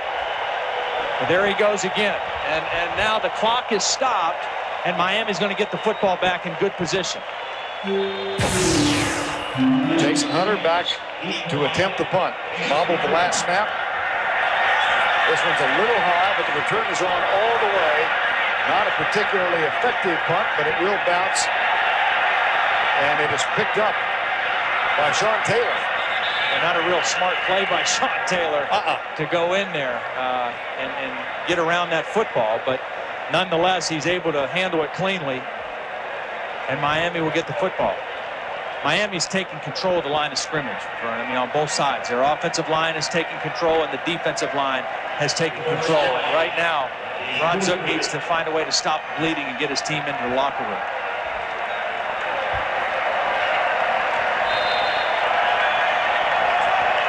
Ron Zook in his 2nd game as the head coach of the Florida Gators. when he got into coaching, made a list of top 10 goals in his life, and head coach of Florida was on that list. First down and 10. McGahee goes left, gets a good block on the corner. An excellent block by Roscoe Parrish. He may be the smallest guy out there on the field. Roscoe Parrish is 5'9", 165 pounds, and he gets an excellent block on Cromartie, which enables them to get to the sideline. Great block by Roscoe Parrish. After the clock stops to move the chain, it is restarted. We're under a minute to play. Again, the calmness of Ken Dorsey. Not rattled at all. His offensive line has control. Fires it, incomplete. Just behind Andre Johnson. In front of Kewan Ratliff. Ken Dorsey grew up 5 minutes from the University of California campus. Thought about going to Cal. They signed another quarterback. He thought about going to Tennessee. They got a verbal commitment from Chris Sims, so he crossed Tennessee off the list. Wound up at Miami, where he has become a terrific quarterback. Mom and Dad, his brother Adam, Mom and Dad, Tom and Maggie are here. Here's Dorsey across the middle. And Andre Johnson to the 31-yard line. 14 yards on that one. Miami with one timeout left. Ken Dorsey trying to save it. See how well they played on the road. They're in the hurry up here. Here's Dorsey. In as he lets it go, but Winslow's got it. And Cromartie with the tackle at the 21. They're going to spike the ball now. Again, Dorsey trying to save that last timeout. He's going to get everybody lined up and spike the football. But the officials stopping the clock for him on this one. Probably going to measure. You just feel right now that Florida is just hanging on for dear life. I mean, they are hanging on because 10 points is not insurmountable against this defense. But if it gets to be 17, that's a whole different ball game against a front like the Miami Hurricanes have on defense. There's the stretch. First down, Miami. Well, the Hurricanes excel on the road, as you saw, 78-19 since 1983. A road winning percentage of 80%. Well, they've always kind of had the mentality that they will play anybody, anywhere, at any time, and they've kind of tried to live up to that, and they've sure done that. 26 seconds to go. First and 10. Miami has one timeout remaining. Florida 2. Out of the gun. Romberg will snap it back. Dorsey will run, and he is wide open out of bounds at the 10-yard line. Another first down with 12 seconds to go. When you play man-to-man coverage and you don't expect the quarterback to scramble, nobody accounts for him. Everybody's running in coverage. Ken Dorsey sees the parting of the blue sea and takes off. And he's smart too now. He says, I'm going to get as much as I can and then get out of bounds and stop the clock. Again, saving my timeout. First and goal at the 9.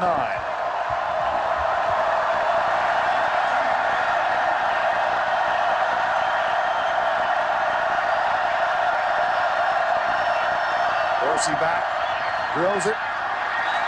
Incomplete at the 3-yard line, intended for Kevin Beard. With your permission, I'm going to add a non-play to my list of significant occurrences. Okay. After the blocked punt on Freddie Capshaw, the delay of game call against Florida. First down and 10 with momentum. They had a 7-6 lead. Delay of game call against the Gators. They wind up settling for 3. Now they trail by 10. And didn't gain a yard in that entire possession. They went back 5 and then stayed there. Second and goal. Dorsey, quick setup, goes for Winslow. Intercepted.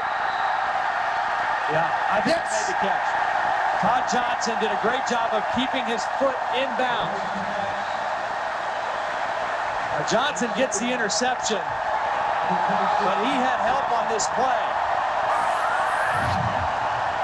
Kellen Winslow going against Carter, man-to-man. Now watch Carter get in there and get his hand on the football. It popped it out for his safety, Todd Johnson. Good job with the officials conferring with each other. Boy, what a play by Deshaun Carter. In there, man-to-man against a big tight end. He gets his hand up inside and strips the ball out, and Johnson catches it, left foot down. Good interception. And again, the Gators holding on for their life, get to the locker room only down 10. Miami leads by 10, 20-10. As we reach the halftime break. And let's go down to Jill Arrington. Coach Zook, you told us yesterday that this team had something to prove out here today. What have they proven to you in the first half? Well, we played extremely good football until right here at the end. We kind of lost our poise a little bit, but we got to come back. It's as we've told them all week. It's a 60-minute game. We still got 30 to play. Our guys are fired up, and then we got to win, regroup, and go man go. Especially your offensive line of scrimmage is facing a lot of adversity. How are you going to deal with it? Well, we got to make sure we keep Rex protected. But we got some things we can do to keep the rush off. They're doing a lot of twisting right now and causing some problems. But we got some things we're going to have to do to get them off the pressure. All right, Coach. Thanks a lot.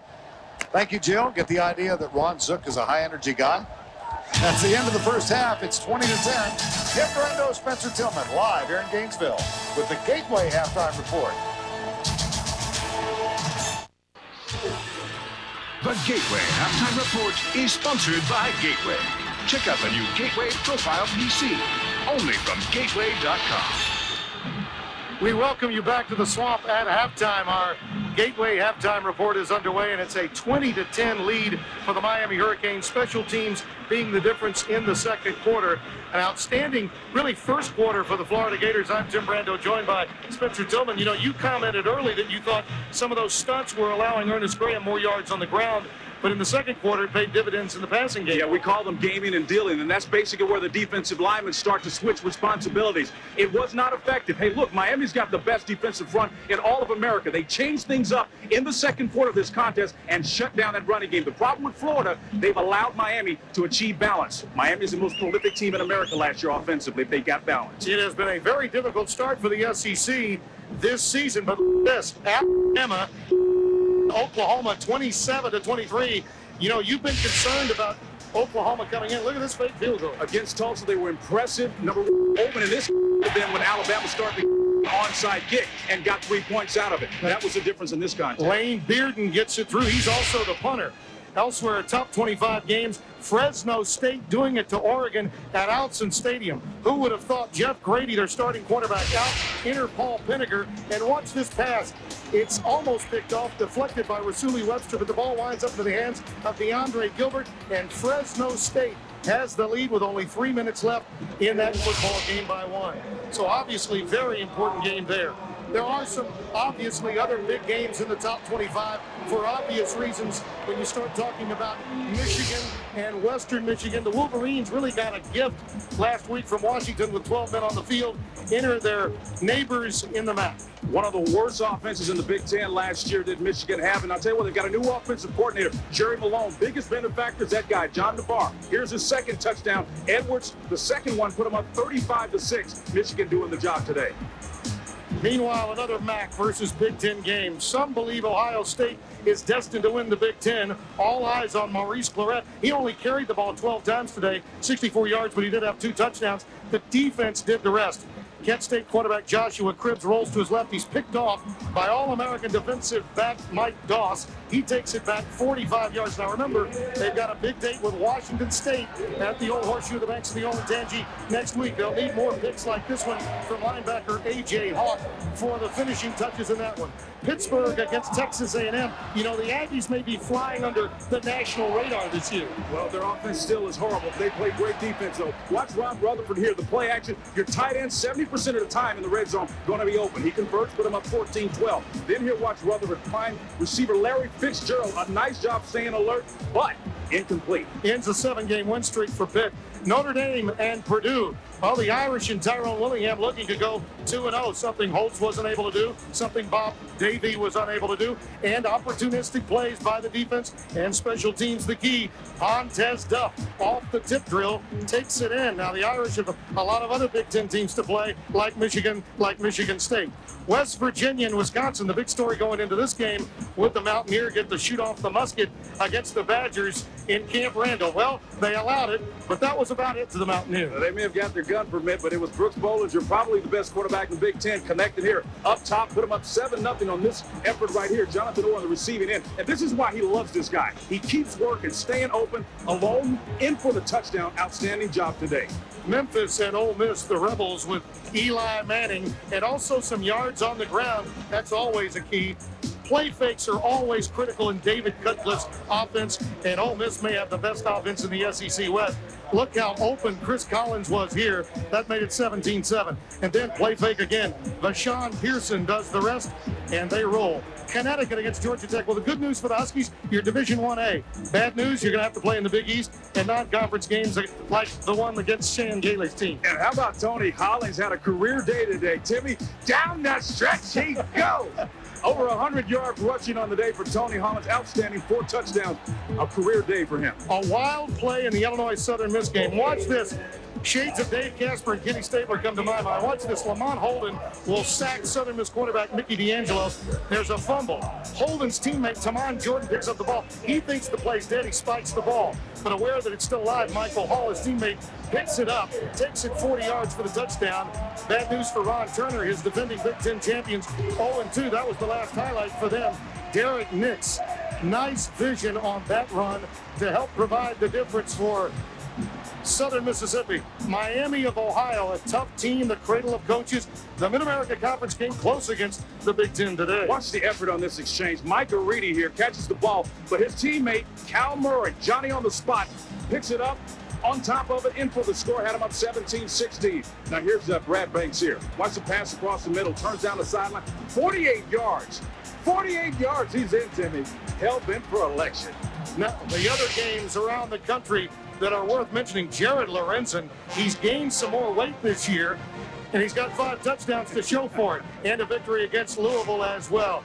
And when you think about this first portion of the season, the way Lorenzen's playing, and also the way this SEC is shaping up, they certainly need Alabama to hold on. Well, Alabama looks like they're holding on right now, but if they lose or not, I think it's going to be a tremendous effort on the part of the SEC. Holding their own right now. A lot of troubles right now for the SEC Conference as a whole. Every player needs to be a contributor this year. Yeah, it has been a tough non-conference off-season for the Southeastern Conference. Alabama, the team on probation, is trying to prop them up today.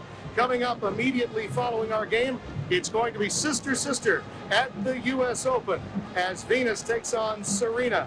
And, of course, in this game, Andre Johnson gets space, and Ken Dorsey finds him, gains up.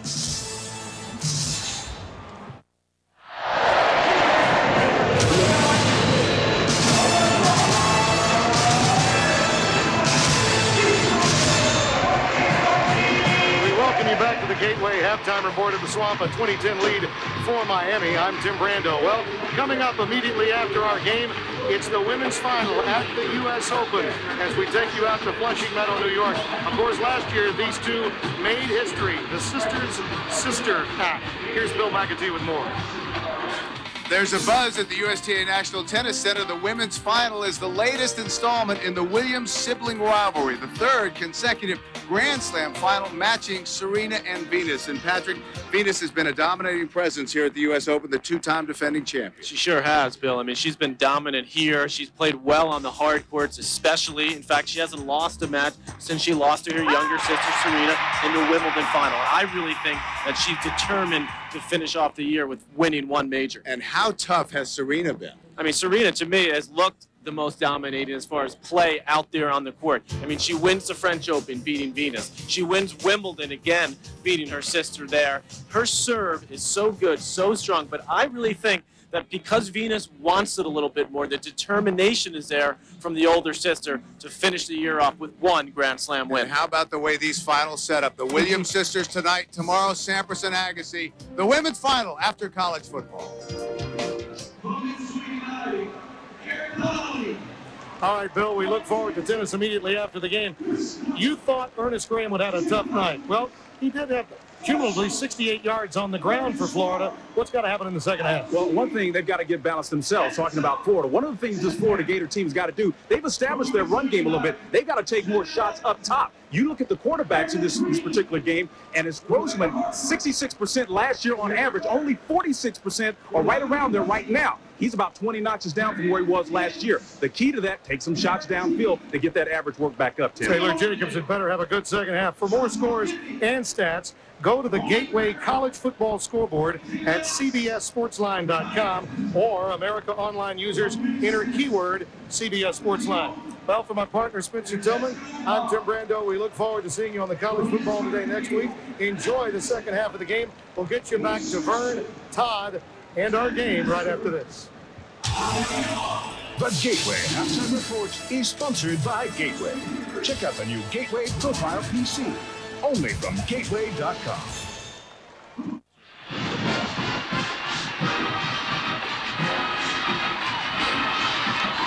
Miami leading at 20-10 as we get set for the start of the second half. And let's go down to Jill Arrington. Coach Coker, the offense seemed to get off to a bit of a slow start, but really found their rhythm in the second quarter. How are you going to maintain that momentum in this half? Well, we have to dial up our energy, Jill. The game's a long way from over. They're very explosive, but I felt better about our offense in the second quarter. I think we let the noise bother us a little bit early, but we did get in the rhythm. We've got to maintain that rhythm. Yeah, Coach, your players said they could play anywhere, anytime. How are you pleased with the defense, your defensive backs, and that defensive line taking care of business? I think they played very well. They played hard. They made some mistakes, but we played extremely hard and made a lot of plays. So we just have to dial up the energy and keep it going in the second half. All right, Coach, thanks a lot. Thank you, Jill. We're a minute or so away from the start of the third quarter from the Swamp in Gainesville.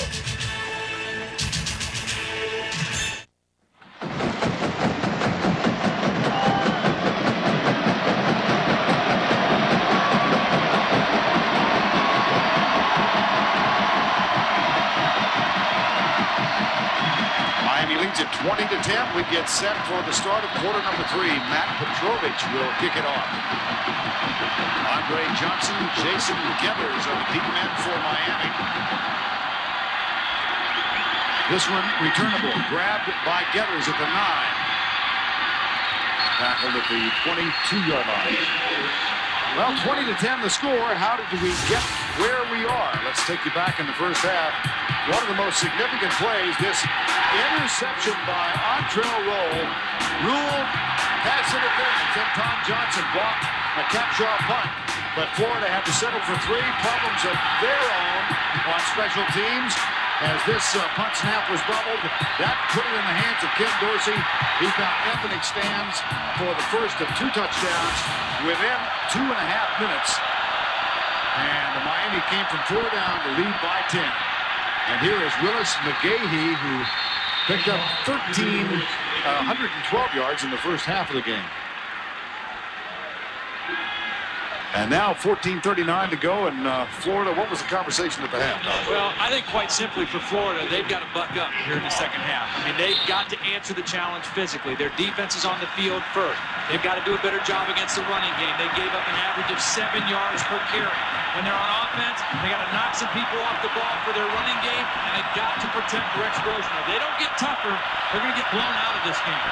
Here's Dorsey back to throw under a little bit of pressure, but he gets it into the hands of Andre Johnson out to the 34-yard line. Now let's take a statistical look at halftime. Miami with 134 yards and a 7.1 yards per carry average. And they just ran it right down their throat there, particularly in the second quarter. And a very modest passing total for Rex Grossman, underlining the fact that he was under intense pressure. No big plays. They took away all the deep stuff because they never had to get out of their basic defense and get out of the 2 deep safety. So everything had to be thrown underneath. Stunts by the Florida defense. Dorsey with time finds Roscoe Parrish. He can scamper, and he is out of bounds, pushed there by Mike Teal after a gain of 18. Former high school quarterback. Yep. Very slippery, very elusive as a kick returner. Reminds a lot of the Miami coaches of Santana Moss. He's got that kind of big playability. And you can see the quick moves and the elusiveness and then the speed. And again, you don't see any blue jerseys around Ken Dorsey. I can only count one time when he was hit in that first half. You cannot give a quarterback that good that much time. McGahee gets the handoff and just slithers through. Now Todd Johnson giving chase, but another huge run for Willis McGahee. Picked up 39 on that one. One of the things that John Thompson told us was that their middle linebacker, James Ferrier, was going to have to get more physical. Number 43. There he is getting blown off the ball, and that enables Willis McGahee to bust that thing outside. You've got to be tough at the middle linebacker position, and Matt Ferrier in there, the junior out of Petersburg, Virginia, just got driven off the ball on that one. McGahee over 150 yards. Ferrier taking the place of the outstanding Andre Davis. And struggling. Here's McGahee, this time cut down as he tests the middle, and flags accompany him down. There are 2 on the ground. I think I called him James Ferrier. You did. That's his older brother, who was a great player at Virginia. I see you brought it up. I was going to try to ignore it. It's worth bringing up.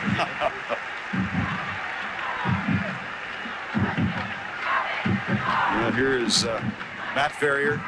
Started 3 games when Andre Davis was out with a knee injury 2 years ago, but back-to-back 100-yard efforts put him on the bench, and he stayed there behind Andre Davis most of last year, all of last year. And this is a team where, I mean, they're going to challenge your manhood. They're going to make you stay in there. On the offense, 10-yard penalty, repeat first down. Because they are a power football team, an I formation, run the power game, and they're going to attack your inside tackles and your inside linebackers, and they're going to make you play football. First and goal at the 16. A test for John Thompson and his defense.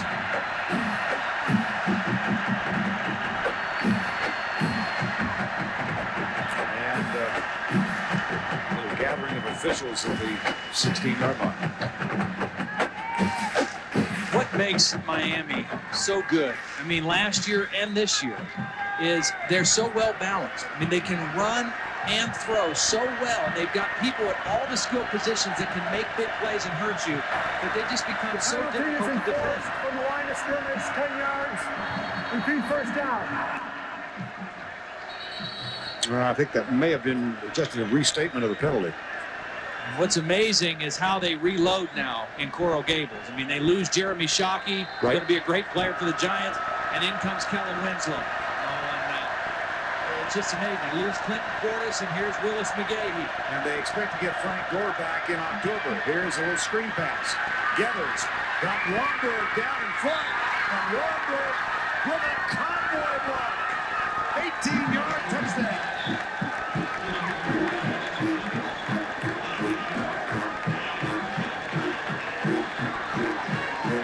Dorsey is such a fierce competitor. I mean, he's in there mixing it up with one of the defensive linemen at the end of this play.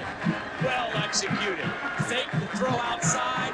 Jason Gathers lets the play develop. He's got Romberg and Myers out in front of him. They both get blocks.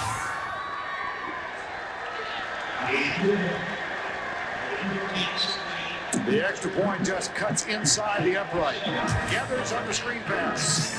Dorsey with a little trash talk to Shannon Snell.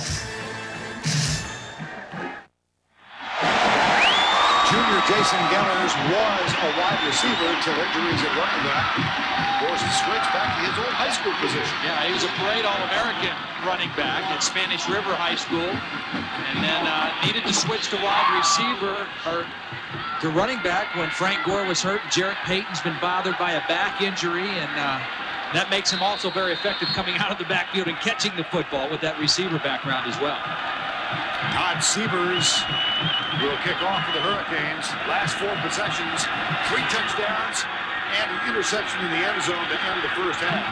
And this one taken by Burnell Brown, and he is in trouble. Football might have caught it in the air.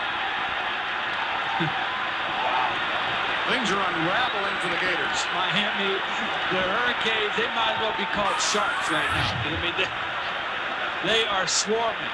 Burnell Brown, a young guy, a defensive back, switched to wide receiver, and very, very fortunate he hesitated on whether to come out or not and probably didn't make a good decision to come out from that point in the end zone. And now Rex Grossman and the offense starts on their 4-yard line. Single back set. 3 wideouts. Play fake. Grossman got his tight end. Aaron Walker. That's a big play early in that drive. And it's so good, too, because with the way Miami plays, with all this cover 2 safeties, they're trying to take away Taylor Jacobs. The middle of the field is where you have to attack. And so you've got to get the tight end involved. Aaron Walker going against the linebacker, DJ Williams, right down the middle. On the quick count, it's Graham. Nothing there this time. Jamal Green, number 55, the senior from Camden, New Jersey. Randy Shannon, the defensive coordinator for Miami, has done a nice job getting his team ready for the quick counts, for the quick tempo of the Florida offense. They haven't been caught off guard or out of position yet tonight. 2nd down and 10. There's Randy Shannon, who played at Miami. One of several who stayed home. Here's Ram Carpenter, and in the middle, DJ Williams. Last time these two played, he was a running back. Larry Coker, of course, grew up in Oklahoma, but many on his staff are former Miami Hurricane players. Rob Chudzinski, the offensive coordinator. Arthur Francis Kehoe. Randy Shannon, Greg Mark, the defensive line coach. Kehoe's been here with 5 different head coaches. He never left after he stopped playing here. Here's Grossman scrambling on 3rd and 12 and takes a pop from Kelly Jennings up near the 31-yard line. It'll be 4th down. Again, good coverage downfield. They're playing with those 2 safeties. They force Rex Grossman up into the pocket. And they're running all over the place with these Florida receivers. And so far, nobody able to break loose. You know, I think of our conversation with him yesterday.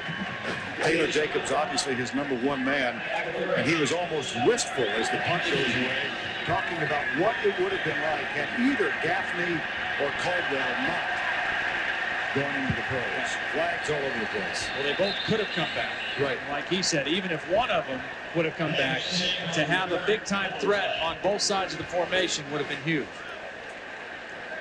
One of the factors that made Florida's offense so dangerous last year with 3 options. Jabbar Gaffney, Rashay Caldwell, and Taylor Jacobs. Illegal block in the back during the return. 10-yard penalty from the spot of the foul. 1st down. 37-yard punt, 12 on the return. And what Ron Zook's got to be thinking of right now, his defense can't stop him. We got to knock the ball loose and turn it over. The Home Depot SEC on CBS is sponsored by Aflac, Alamo, The Home Depot, and by Smirnoff Ice. The listed capacity at Ben Hill Griffin Stadium, the Swamp, is just over 83,000. The crowd this afternoon, 85,777, largest ever. Rex Grossman on the headset with his offensive coordinator, Ed Zonbrecher, upstairs. And Ken Dorsey has Miami with a 1st and 10, and the handoff goes to McGahee, and he is cut down behind the line of scrimmage. Well, Rex Grossman, Todd, tough afternoon. Well, he's never gotten into rhythm. I mean, they've beaten him around. They've knocked him out of his rhythm. Meanwhile, Ken Dorsey has been able to play in his comfort zone. They haven't gotten to him. They haven't knocked him around. He's been able to throw on time. And a much better afternoon so far for Ken Dorsey. Dorsey in the cockpit now with a loss of 4 in the last play. 2nd and 14. Falls down, intercepted. Ben Hartman has it, and he will score.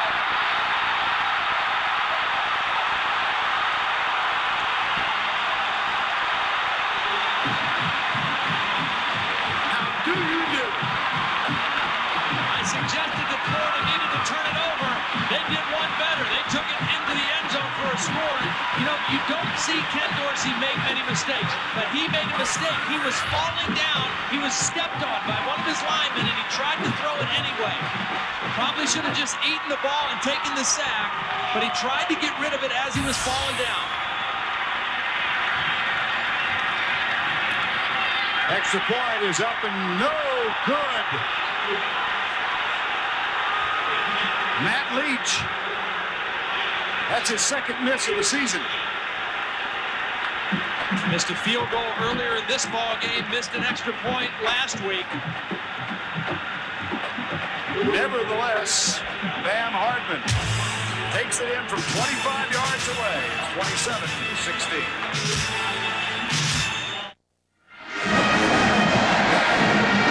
Byron Bam Hardman, third career interception, first touchdown ever. Strolls in unimpeded from 25 yards out. The extra point, however, missed, and it's an 11-point margin. You know, one thing you got to remember, and you should have it corrected by now, but new kicker, new holder, new snapper this year, and that's an intricate relationship between those three guys, and to have two missed extra points and one missed field goal, it's not always just the kicker. Petrovich will kick off for the Gators. Andre Johnson and Gators are the deep men. And Gators gathers it in from 2 yards into the end zone. Sprints out to the 20 and dragged down by Reed Fleming at the 26-yard line. Mondays this fall on CBS. The network that brought you CSI takes you to a whole new world of crime scene investigation. CSI Miami. Mondays this fall on CBS. Florida defense right back on the field. They had a big turnover and a score, but they're right back out there, and they still need to answer that challenge physically because Miami's going to keep coming at them now. Probably really emphasize running the football early in this drive. McGahee has had a big game, and he adds to it with this run over left tackle out to the 39-yard line. That's a gain of 13. They haven't been able to stop him. Talk about kickoff team. This is Deshaun Wynn, a highly touted recruit out of Ohio, a running back. You want to run down there, you better have your head on a swivel because they're going to take some shots at you. First down and 10 after the 13-yard run.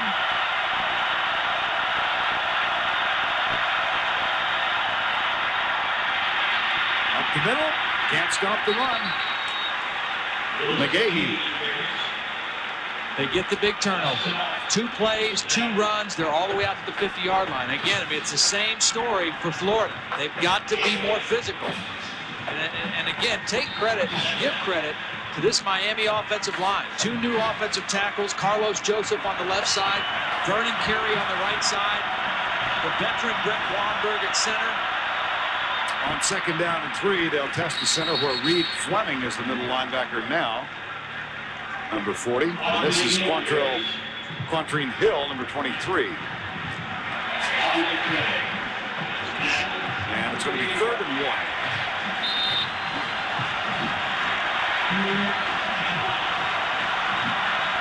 Third and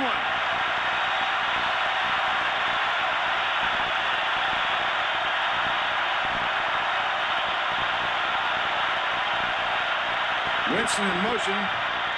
McGahee close. You know, he stutter-stepped a little bit. I mean, he was kind of picking and choosing for a hole in there, and it lost his momentum a little bit.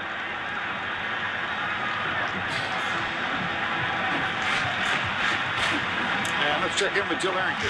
Well, Vern, like Brett Blomberg told us, this offensive line is a lot different than last year because everyone knew who the starters were last year. But this year, there's been a lot of animosity between the guys who's going to start. That's resulted in them being a lot more competitive, and you can certainly see that on the field. Every play, each one of them is trying to prove themselves and why they deserve to be that starter. All right, Jill. Vernon Carey, who has taken over on the right side, is close to 350 as he's ever been in his career. I mean, he's a very athletic guy, very strong, but has battled weight problems. Yeah, and that's not up to 350. That's down at 350. But Brett Romberg says he loves Bryant McKinney. He's a big, big friend of Bryant McKinney's, and he saw the fame, and now he's seen the fortune that Bryant McKinney has gotten, and it really helped him stay motivated this summer. Well, a good defensive stand on 3rd and 1. And that will bring on the punting unit. And Freddie Capshaw, who has had one blocked by Todd Johnson. I think if Kewan Ratliff gets a chance on this one, if it's a short kick or a low kick, he needs to try to return one here. See if he can make a play. Again, Capshaw bothered by a right ankle injury, sends this one very high, quite short. And Ratliff takes it on the top and pays the price. That's a good move by Kewan, because if he keeps letting it bounce, it's going to go down inside of the 5-yard line, and Miami's going to down it. So he did the right thing, just nowhere to go. 44-yard punt, one on the return tomorrow. The NFL on CBS regional coverage. At 1 o'clock Eastern, Buffalo, Cleveland, Jacksonville, Carolina, and Cincinnati, the home sites. And it will all begin with the NFL today with Jim Boomer, Dion, Dan Marino. Little change now for Florida up front. Mo Mitchell, the new right tackle. They've moved Cologne into the right guard now. So Jurgensen is out of the game at the right guard spot. Jonathan Cologne, number 78, leads the way on this play as Graham follows his block out to the 13-yard line. Jonathan Cologne, one of the really interesting subplots to this game. In the spring of 2000, he signed letters of intent with both Florida and Miami. The night before the official signing date, it was determined he signed a letter of intent with Miami, and it was post-dated. Then the following morning, he signed with Florida. Later, the Board of Inquiry and ruled in favor of Florida, so he is now playing for the Gators. Here's Grossman. And Troop after the 28. Nice job by Ed Zonbrecker moving his quarterback, Rex Grossman. Little play action and a little half a roll out there to find a throwing lane to Troop. They bring him in motion. He's got some momentum, and then they fake the run, and he's open there. A nice job beating Howard Clark on the play. Gain of 14, first and 10. Hand off Graham to the 30-yard line. A pickup of 2. Jonathan Vilma among those. I like it, though. I mean, it's kind of that's a statement play. They're going after the Miami defense a little bit. Mo Mitchell, who just came in at right tackle, they're a little bigger now on the right side with Cologne inside at guard and Mitchell at tackle. And you see the numbers for Grossman, less than 50%. That is a rarity for Rex. Second down and 8. It's hard to throw when you can only see out of your ear hole, though. Showing blitz. Play fake. Half roll. Now full roll. Lobs it. Out of bounds. Yep. Aaron Walker got it. But came down out of bounds. Brett's kind of got caught on that one. It wasn't open early. That's a play where you throw it quickly, and it was not open. And he looked like he was going to run for a minute, and then at the last minute tried to flip it to Walker. Big play here. They've not been too good on third down so far tonight. 2 of 9, as a matter of fact. 3rd and 8. Same defensive look for Miami. 2 deep safeties trying to take away the deep routes. And Grossman fires it. Carlos Perez, but that's short of the first down. He gets only to the 36. He needed the 38-yard line. And credit Kelly Jennings, playing with the cast on his arm, making a sure tackle in the open field. These Miami coaches love Kelly Jennings. They think he's got the same kind of talent that Ed Buchanan had, who was drafted in the first round. Same kind of feet, only a little bit even taller than Buchanan, but obviously hampered a little bit this summer by that injury to his thumb. But that was an excellent play. Anthony Sands back to return the punt. Jason Hunter has it at the 29, heads right. Chased out of bounds by Ferrier, and a flag as an official went down. Ferrier hit the official, now 2 flags are gone. I think this is going to go against Miami, actually. I think it was a late block on the play after the play that actually wiped out an official, too. I might be mistaken, but I think there was a late block after Sands had already run out of bounds. And when I say Matt Ferrier ran into a hit an official, I mean he ran into him. And Ron Zook is not too happy with it. After the play was over, personal foul on Florida, 15-yard penalty, first down. Now just a little push at the end of the play. It is on Matt Ferrier. I mean, this, we saw a bad call go against Miami. Here's Ferrier at the end of the play, just a little push. He was out of bounds, clearly out of bounds, and I think a little maybe frustration on the part of Matt Ferrier. So the Hurricanes with a first down after the penalty at the Florida 40-yard line. First and 10. There's a reverse. Roscoe Perez pulls up, throws it. Gators is deep, and it's knocked away by Gus Scott. Got there just in time. Boy, you're not kidding. Just Johnson. I mean, just in time. And Gus Scott is a playmaker.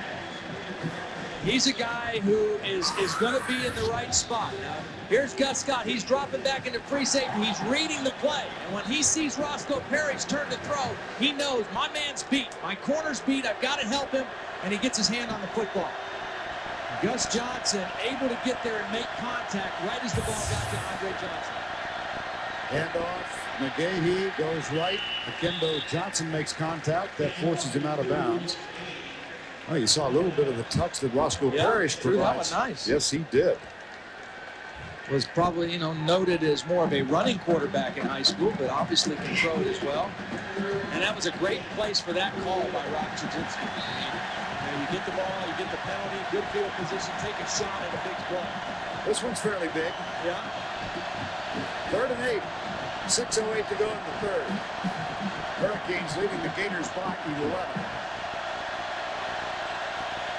Hill comes in motion. And there is motion in the line.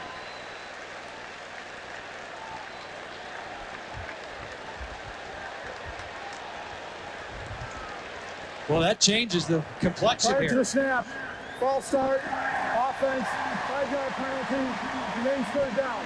Well, 3rd down and 8 is a lot different than 3rd and 13. And if Florida had a man-type defense with pressure called on that 3rd down play, maybe they can back off into a zone on this one and just make the tackle underneath. And Larry Coker knows that. It's a big difference trying to convert 3rd and 8 and 3rd and 13. Parrish goes right. Andre Johnson and Kevin Beard come left.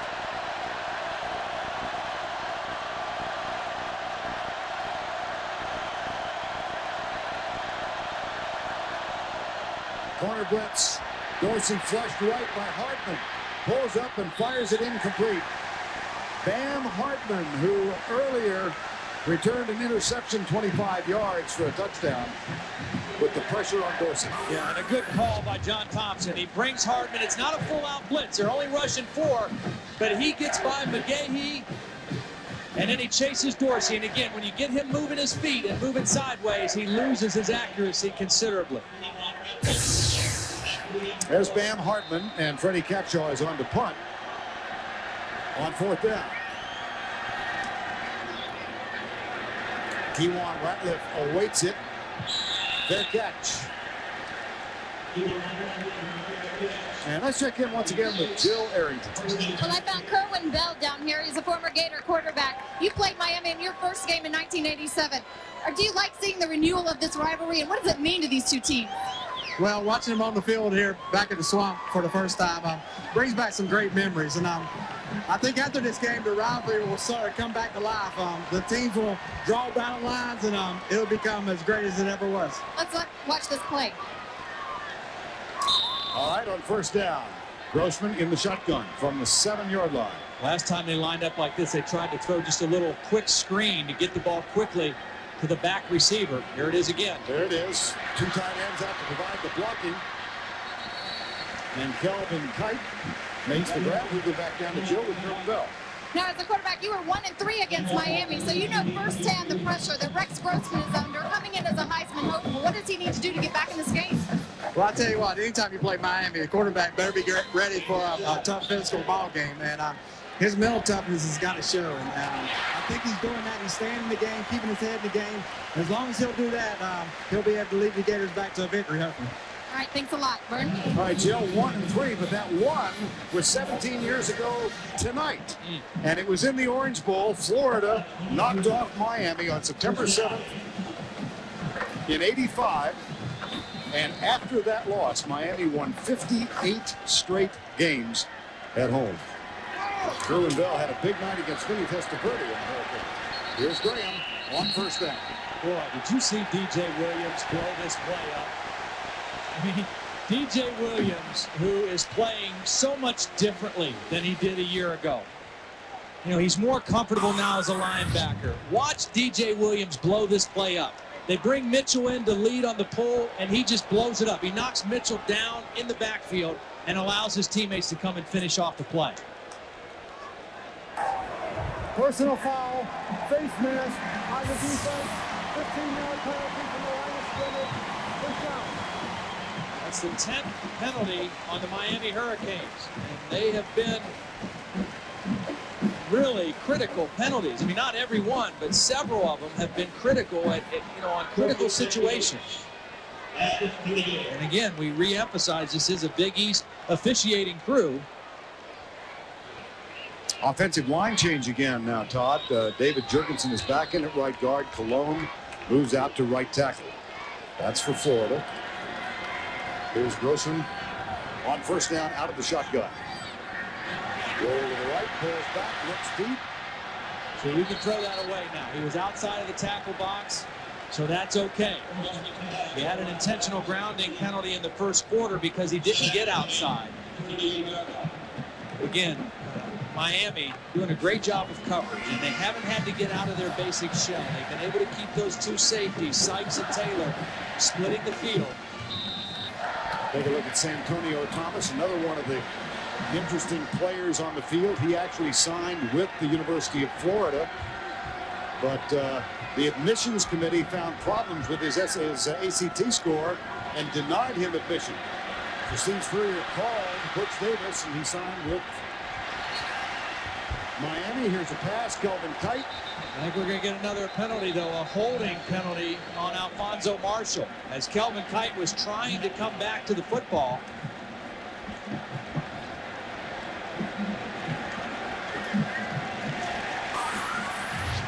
Now watch Kite. He sees his quarterback in trouble, and as he tries to come back, boy. I mean, a little hand on the shoulder. On the defense, 10-yard penalty from the line of scrimmage, first down. That is two penalties, a pass interference and a holding, that have gone against the Miami secondary that have been very, very shaky. I mean, you know, could have been easily a no call. And again, at a critical time, Rex Grossman facing a third down and long situation now has another first down at the 50-yard line. Or the 48, rather. And the 11th penalty against Miami tonight. On 1st and 10, Graham, reverse. Here comes Taylor Jacob. He's got great speed. Gets a block downfield from Jonathan Cologne. And Taylor Jacobs on the reverse to the 36-yard line. And if Rex Grossman doesn't get a block on Jerome McDougal, this play goes for a loss. Watch Rex Grossman. They exchange it, a double handoff. Now when Taylor Jacobs comes around, he's got to cut inside the block of his quarterback, Rex Grossman. It's right to the right of the screen. You can't really see it, but there's McDougal diving for the ankles, and he was blocked by Rex Grossman. Gain of 16, a 1st and 10 at the 36-yard line. Grossman pumps, overthrown, intended for Matt Jackson, number 19. See, the other thing that has been a problem for Florida is nobody else has stood up on another receiver and has come up and make a big play. We've seen Jacobs get involved and make a couple plays. Aaron Walker's made a couple catches, but no other receiver has made a big catch down the field yet for this Florida Gator offense. 7th play of this drive. Draw play, Graham. Got a hold. Breaks a tackle. Stopped inside the 20 at the 18. Big run. Big run by Ernest Graham, just when they needed it. think Miami was thinking pass here. They're getting up the field on their pass rush. Look at the block by Jurgensen. Outstanding block on William Joseph, and then a missed tackle by Cornelius Green, and another first down for the Gators. That's a gain of 18 and a 1st and 10. They trail by 11. Grossman State drop back. Contact, flag, first down. This one, really understandable. This one looked a little more legitimate. It's on-trail roll again. Coming over the top on the little slant route.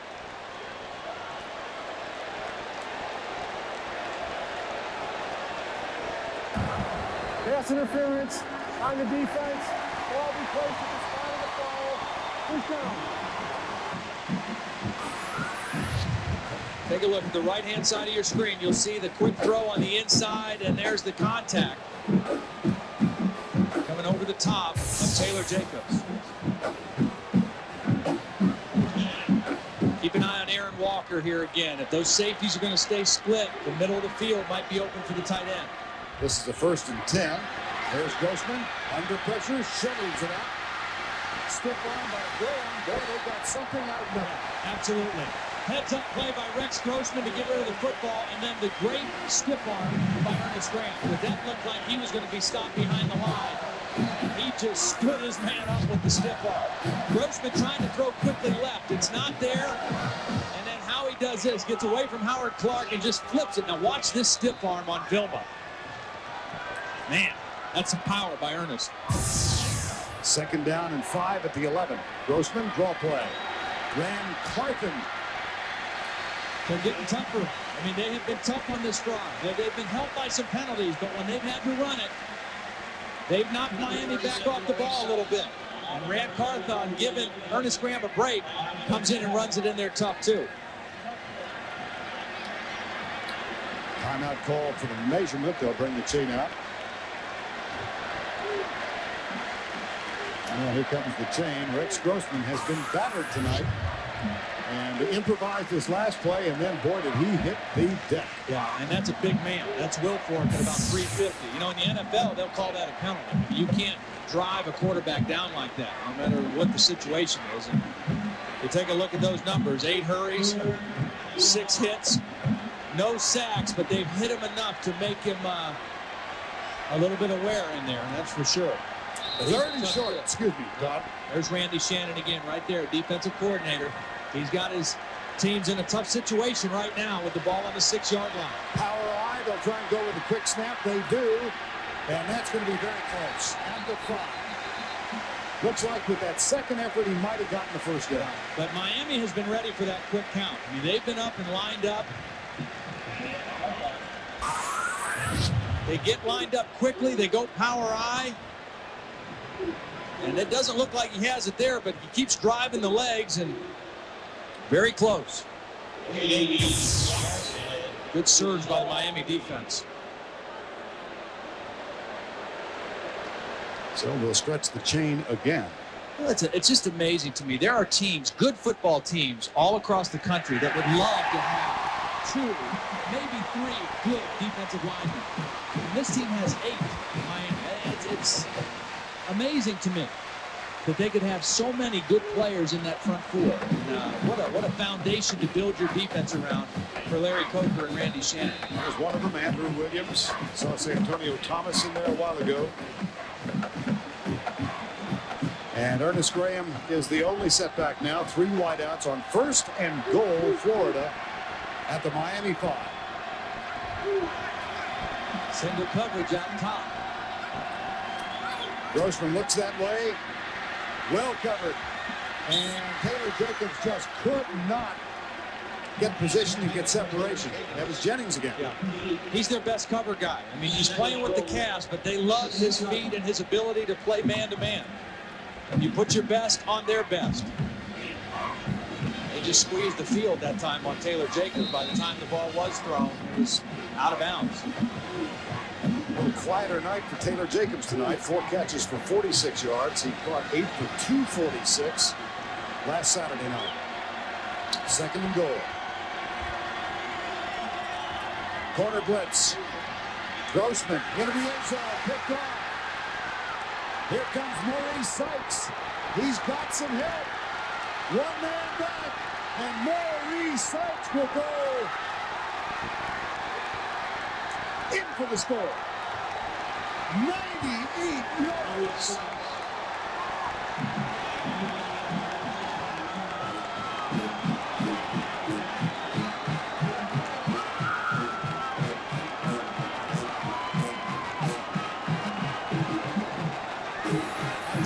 Grossman got caught staring on this one. Maurice Sykes, he kind of eased up on the throw and tried to guide it in there, and Sykes was reading the quarterback the whole way. He was freed up. He didn't have any coverage responsibilities, and he made a huge play.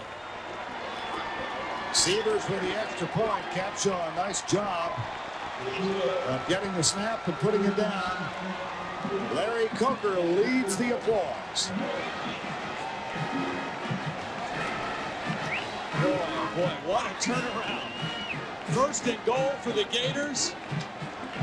And the next play, touchdown. And Grossman, you can see he kind of short-armed that one. He didn't step into it and throw it. He was backing away as he tried to get it to Perez.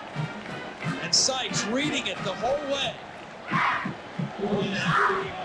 What a play by the Miami defense. Let's change the yardage and give Maurice Sykes one more yard. Make it officially a 99-yard return.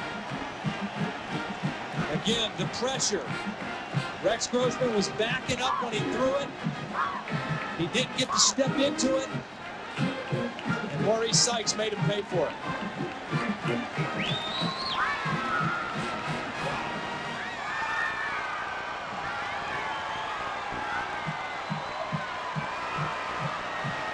Is right. Maurice Sykes, one of a quartet of new starters in the defensive secondary. Boy, once he got to the 15-yard line, nobody around. And again, Severs with that effective kickoff. Touchback, it'll come out to the 20-yard line.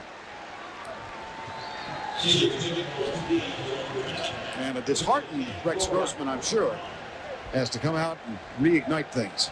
Well, and the good news for Rex Grossman and the Florida Gators is that we're still in the third quarter. Okay, I mean it's a big lead, and Miami's awful good on defense, but there's a lot of time left on the clock for Rex Grossman. That was. Look at him. He is a competitor now. I'm gonna tell you, he wants to get back on the field and get after it again. He knows he made a mistake. He's going to try to make up for it now. Here's Grossman. Draw play. Carthen bolts out across the 35 minutes or so. The suddenness of that is just shocking. I know it is. They put together a 13-play drive, goes 88 yards. They're at the 6-yard line, and like a bazooka, they go 99 the other way. And this does not bode well for Florida, does it? No, it doesn't. Other than the fact that Florida's used to scoring a lot of points themselves. First down and 10. Carthen.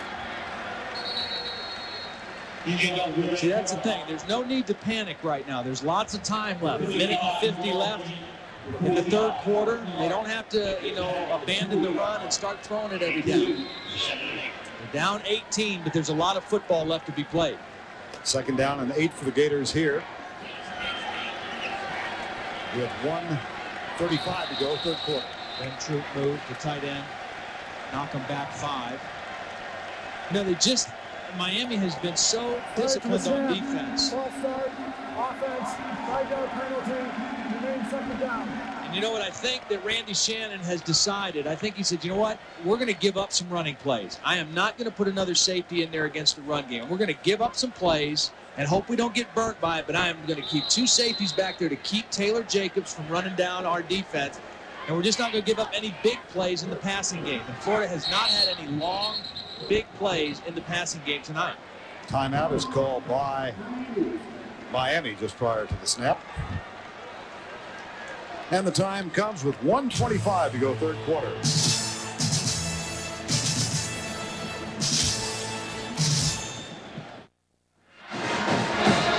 1:25 to go in the third. Miami with an 18-point lead, 34-16. Maurice Sykes with the second longest pass interception in the history of Miami. Selwyn Brown in 1985 had a 100-yard return against Boston College. Now Rex Grossman on 2nd and 13.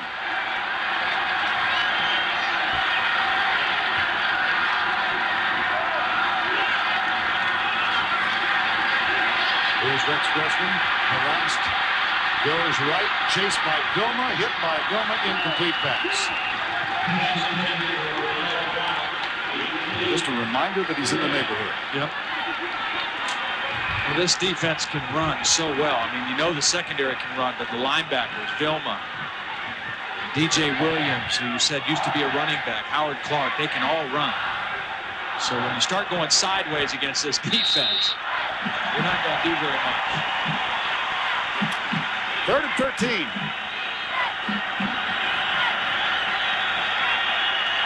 Prevent look for Miami this time. 3 deep safeties.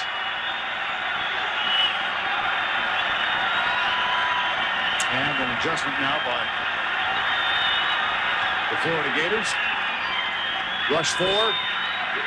Grossman off his back foot to Perez, incomplete. 4th down. Well,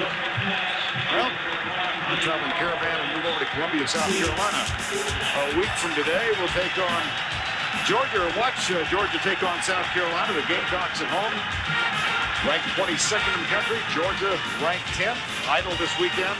That Saturday at 3:30 Eastern Time. South Carolina playing at Virginia tonight. Another big game on the road for them. Jason Hunter with the punt. Ethnic Sands with the return. You know, I went back and watched the Sugar Bowl game a couple years ago, and even though the defensive system at Miami was a little bit different, the bottom line was they were still able to not let Rex Grossman get into a rhythm. They were able to knock him around, get to him enough to where he never got into a good rhythm. And they've done the same thing tonight. I mean, even that last 3rd down throw, throwing off his back foot. They've got to him enough. They've bothered him enough to where he looks uncomfortable at times in the pocket. And that, we've seen enough of Rex Grossman to know that when he's in a comfort zone, he is almost unstoppable. Ken Dorsey, meanwhile, has had much the easier of it tonight when pressure is concerned. Here's a handoff. And Gators gets it out to the 46-yard line. Well, let's take you back to that 2001 Sugar Bowl. In New Orleans, the Gators scored first as Kirk Wells caught his touchdown pass. From that point on, all Miami. Dorsey then as now with 3 touchdown passes. Some guy named Jeremy Shockey caught that one. Dorsey threw for 270. Butch Davis and the Hurricanes finished the season 11-1 and ranked 2nd in the country. They came back, won it all last year. 2nd and 4. Gators, watch out. One man, Johnson, gets him out of bounds at the 19-yard line.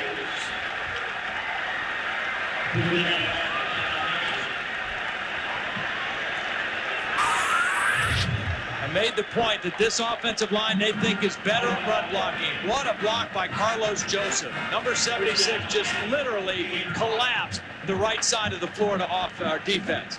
Just pile drive the whole right side down into the middle of the formation and gathers with a great big hole to run through. One more play in the 3rd quarter. We've got 3 seconds remaining. Andre Johnson, Roscoe Parrish, break off wide to the right.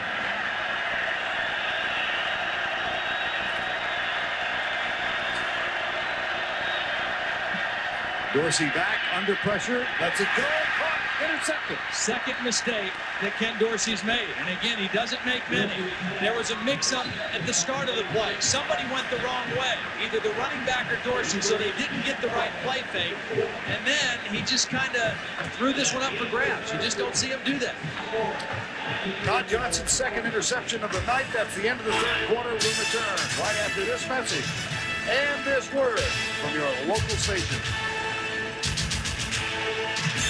WRBL News 3 Columbus. Sure.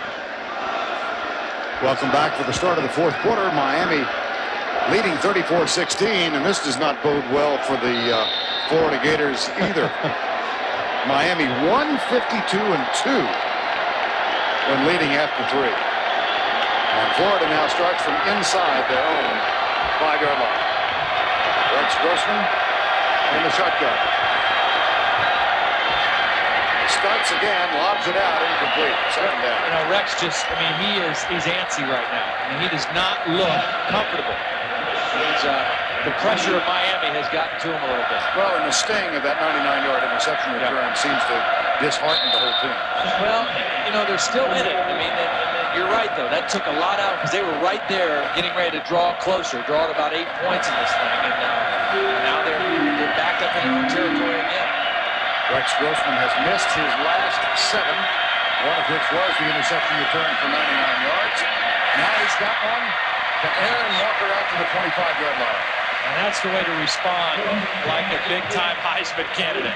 He goes under the center this time. He takes a good solid drop, he plants that back foot, and he steps into the throw. No falling backwards on this one, and he delivers a strike to Aaron Walker. And again, versus that too-deep look at Miami, the middle of the field is open if you can get somebody running down there. First down and 10 at the 26. He's there again. And this one is too far. And it's picked off. Intercepted by Sykes. Second interception for Mo Sykes. Mark Stoops said he was feeling pretty good about this young secondary the last couple weeks. They try to get it to Walker again, right in the middle. He's open, but the ball is overthrown, and Sykes right there to make the play. Rex had what he wanted, just couldn't get the thing down. And what a nice interception by Sykes, keeping his arms under the football. Well, Sykes, no return on this one, but his second pick of the evening. And a first down, Miami at the 48-yard line.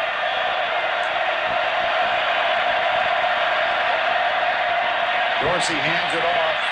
McGahee, look at him run unhindered. 24-yard gain. You know what's amazing to me is that this team could lose 11 guys to the NFL, 5 of them in the first round, and they could come back and look this strong at this point in a new season. That's scary to me. Well, last week it was Jason Gators who picked up 199 yards on the ground. Tonight, on his 21st carry, McGahee has reached the 194 mark, and he will add to it here. A fumble, but the ball had been ruled down. They called him down.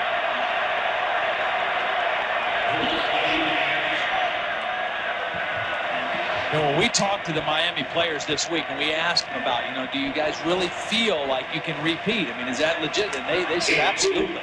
And they started talking about repeating as national champions as soon as the Rose Bowl game was over. And Ken Dorsey was one of those guys, you know, that said, hey, we're going to get better. We're still hungry. We want to go out and keep winning football games. And I think they definitely are a legitimate title contender again.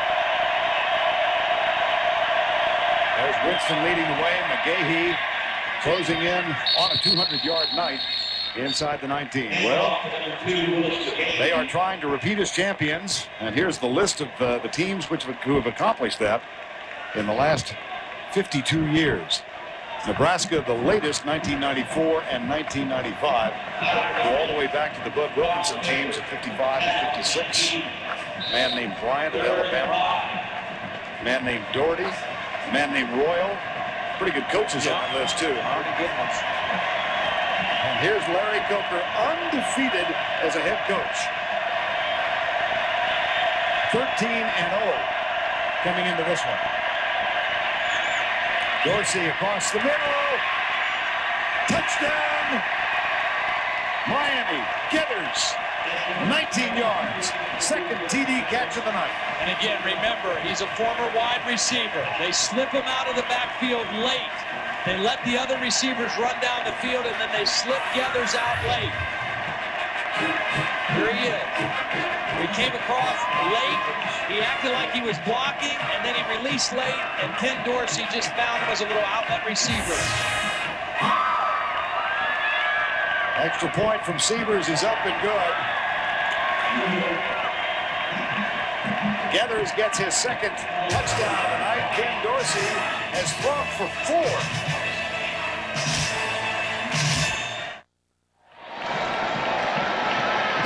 Jason Gathers, erstwhile wide receiver, but he has caught 2 touchdown passes tonight out of the running back spot. And 48 yards after the interception. Bingo.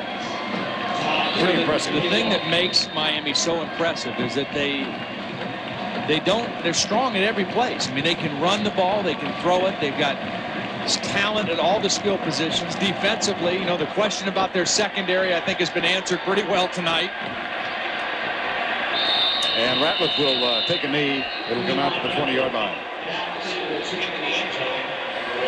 Well, more tennis coming up for you. The Williams sisters battle for the women's championship at the U.S. Open.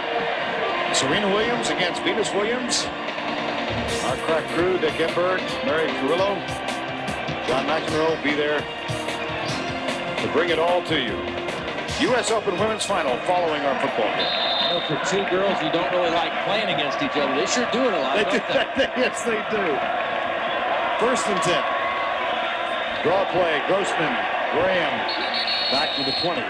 It's Rand Carter. Now let's go upstairs and check in once again with Tim Brando. All right, Vern, I'm still here. Let's take a look at our Kinko's top performance of the day. An opportunistic Oklahoma defense. Strong safety Eric Bassey picks up his fumble, carries it back 45 yards in the final moments. Sooners number 2 in holding. Back to Vern. All right, Tim, thank you very much. Tim doing his emulation of the Drifters and staying up on the roof. And that pass is complete to the 25-yard line. Good to have Tim and Spencer with us, isn't it? We should make this a regular occurrence. Here he is. Got a pretty good seat. Get them out of the comfort of New York City and on the road. Even though Alabama lost that game, that's a pretty impressive effort for Dennis Franchione's team going out to Norman, playing all the way well into the final minutes of that football game. It's interesting because Dennis Franchione came and spent a few days with Larry Coker and his staff this summer to talk to him about how they rebuilt the program with the probation and the loss of scholarships. Here's Grossman, and he gets the first down out to the 40-yard line. A pretty good move he put on. And no quit left in him, as you can see. I mean, he's still going to fight to the very end, no matter what happens. No slide neither. He was going shoulder first on that one. Gain of 15 for Rex Grossman and a first down. Backs up, finds Taylor Jacobs. Jacobs has the ball knocked loose, but a little too much swagger from the Miami secondary, and they're going to get penalized again.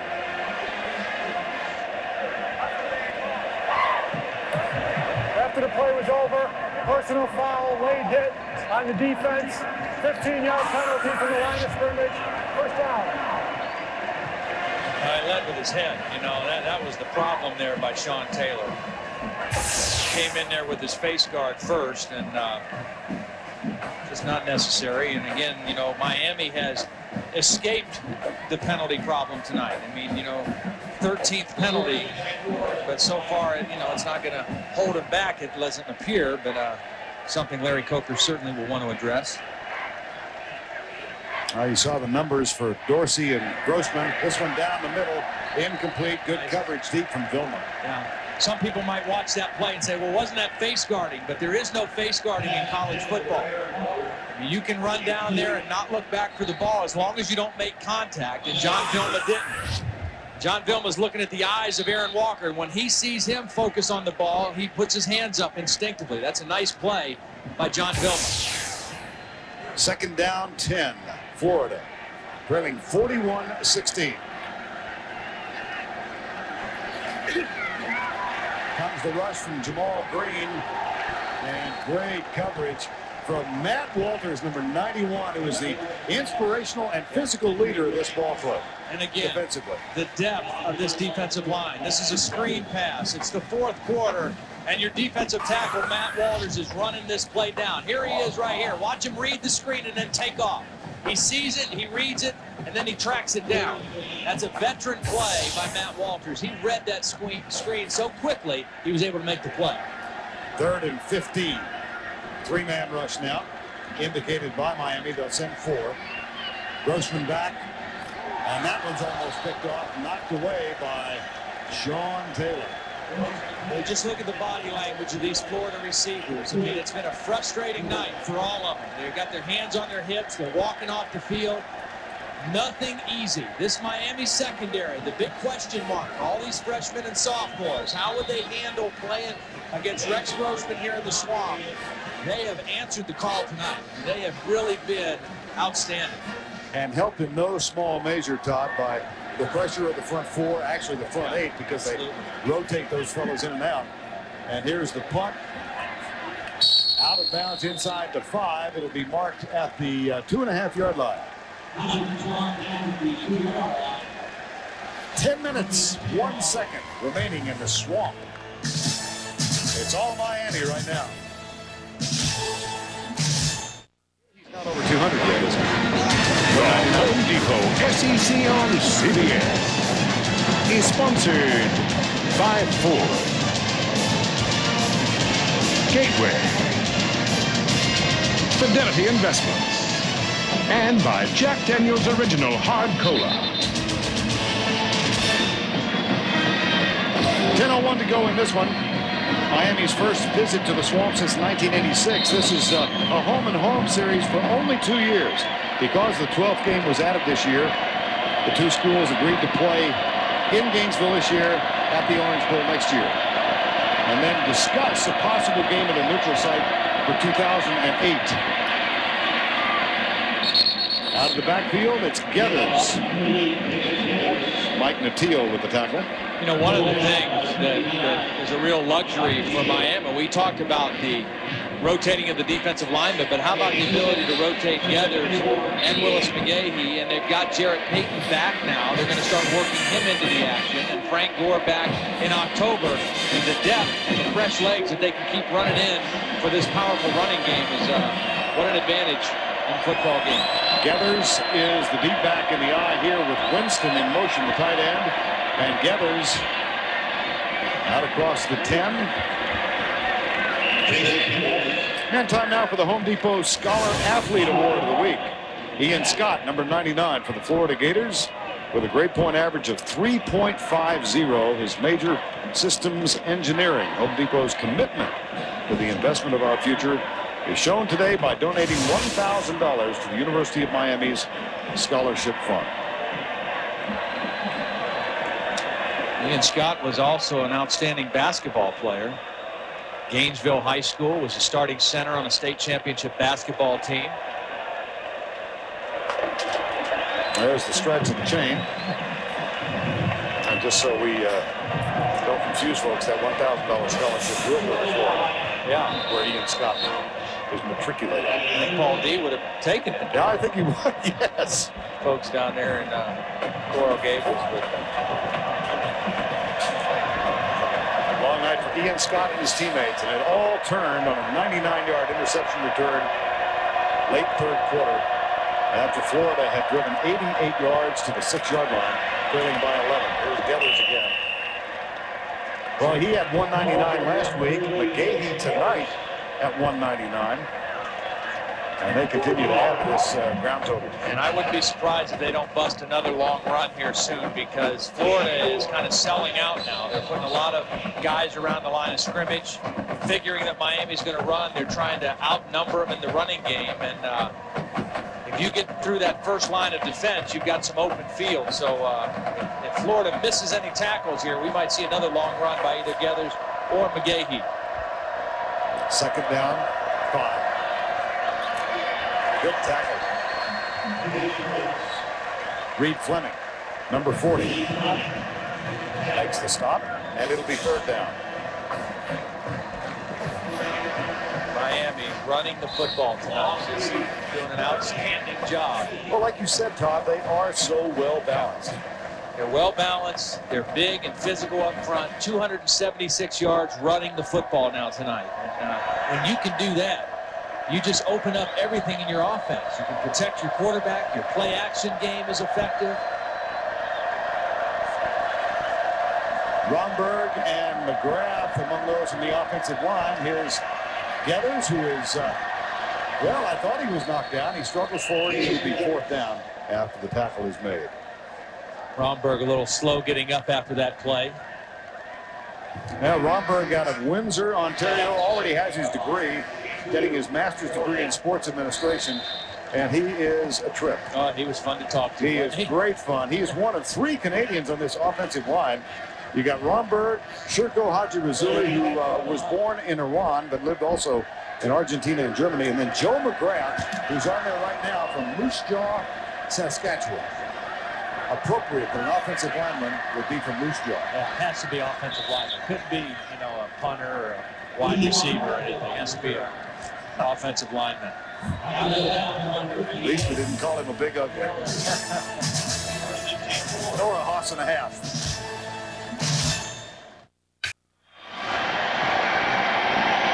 (41-16) with 6:48 remaining in this game. Top-ranked Miami going after its 24th game in succession. Here's Grossman, hammered, knocked down. Vince Wilfork.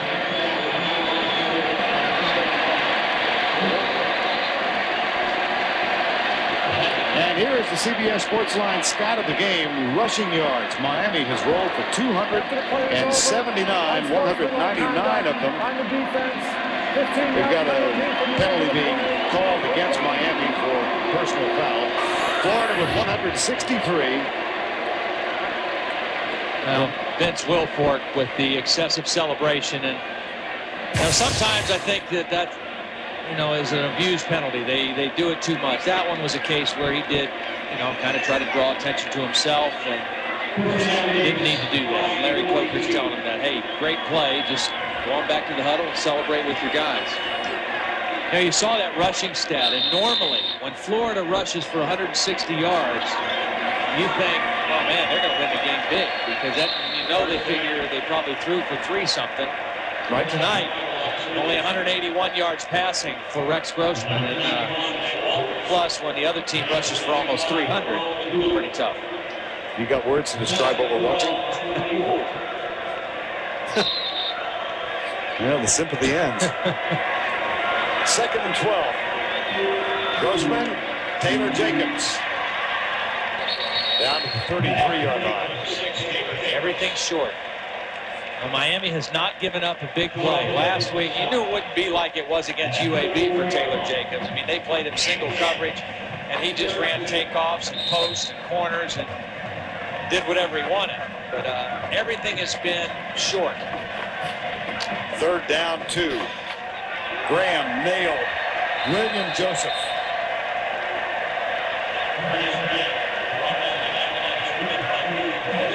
And that'll bring up 4th down. And obviously Florida with no choice but to go for it. How would you like to keep track of the grocery bill for the Joseph family? You got William, that big fella playing defensive tackle. He's 6'5", 285. His brother Carlos is a starting left tackle. He's 6'6", 315.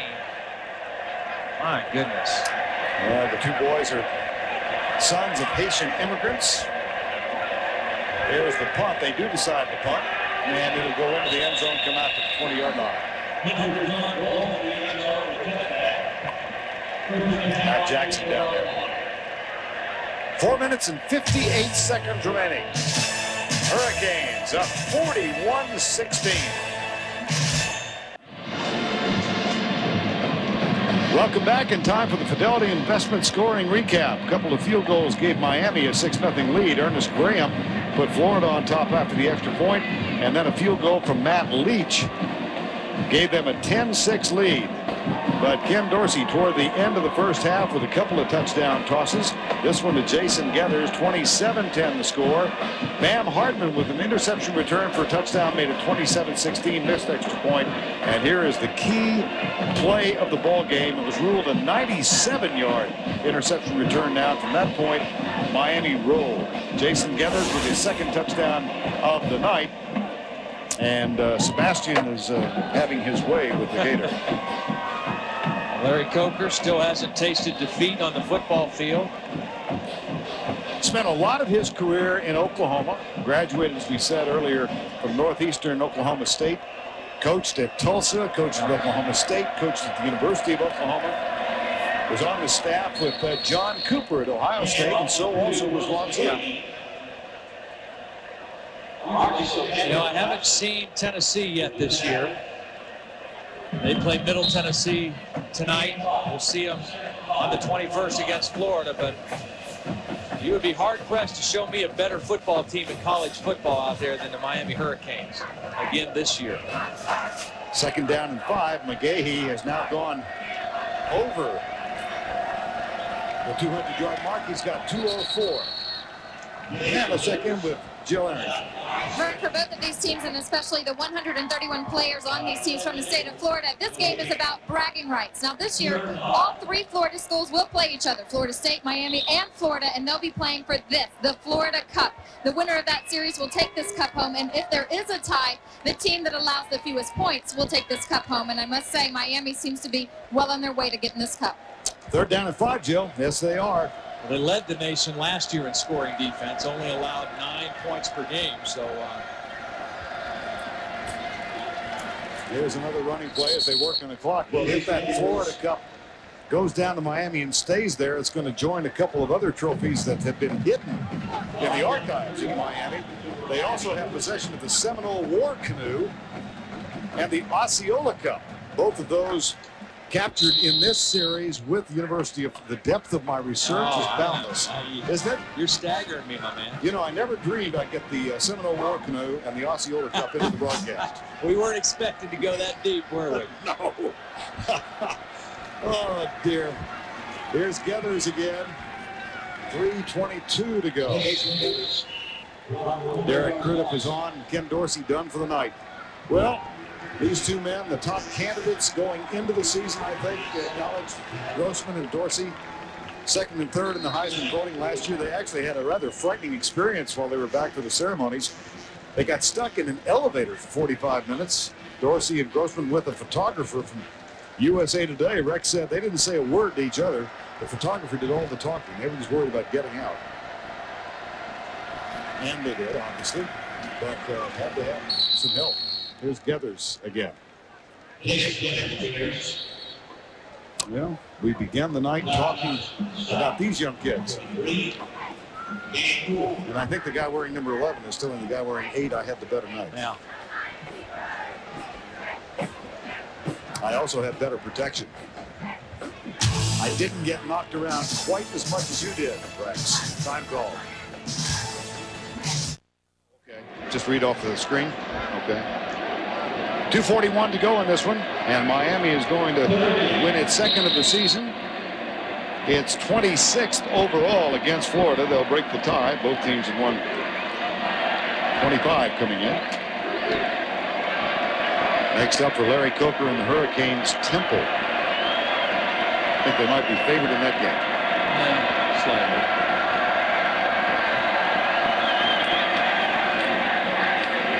Bounce it to the outside.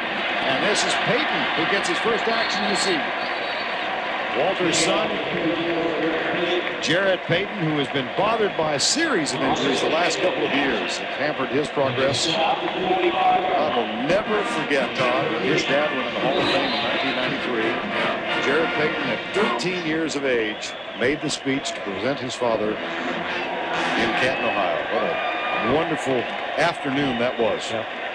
He's another one of those guys who didn't play organized football till late in his athletic career, was an outstanding soccer player in the Chicago area. There's a play fake. Crudup does hand it off to Payton to the 45-yard line on 1st and 10. Well, the Sunday night lineup, Sunday on 60 Minutes, you know who the villains were. Now meet the heroes. Sunday on a 2-hour 60 Minutes with the usual cast, Mike, Morley, Ed, Steve, Leslie, and Andy. Then it's an hour of comedy with Everybody Loves Raymond on a special night and Becker on a new night, followed by CSI. That's the lineup tomorrow night.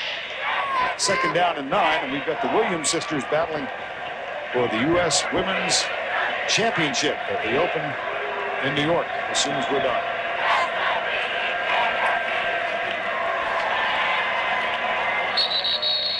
A touch of sadness also a part of this University of Miami football team. A month after they won the national championship in the Rose Bowl, actually 6 weeks after, Chris Campbell, linebacker, fatally injured in an automobile accident. And so the team wearing a decal with CC on their helmets. And of course, the Florida Gators again this year honoring their freshman teammate, Eras Otten, who died in July a year ago after a practice here in Gainesville. So they still have the patch in his memory. Here's Peyton again. Yeah. 35 seconds remaining and time to honor our player of the game, Willis McGahee, with 24 rushes for 204 yards, both, as you note, career highs. Just an outstanding night as Miami punishes the Florida Gators. Excellent execution. Rob Chazinski, the offensive coordinator, nice blend of pass and run. And, you know, Larry Coker, I think one of the great things he did when he made Chud his offensive coordinator, he had been the coordinator. He said, I'm going to take my hands off of him. I'm going to let Chud be the offensive coordinator, let him run the offense. I'll be a head coach, and he's given him a full reign. And they're rewarded tonight. Well over 500 yards of offense. You ready to be stunned? Go ahead. 306 on the ground, 306, and 202 passing. Wow. Pretty good night. Fourth down.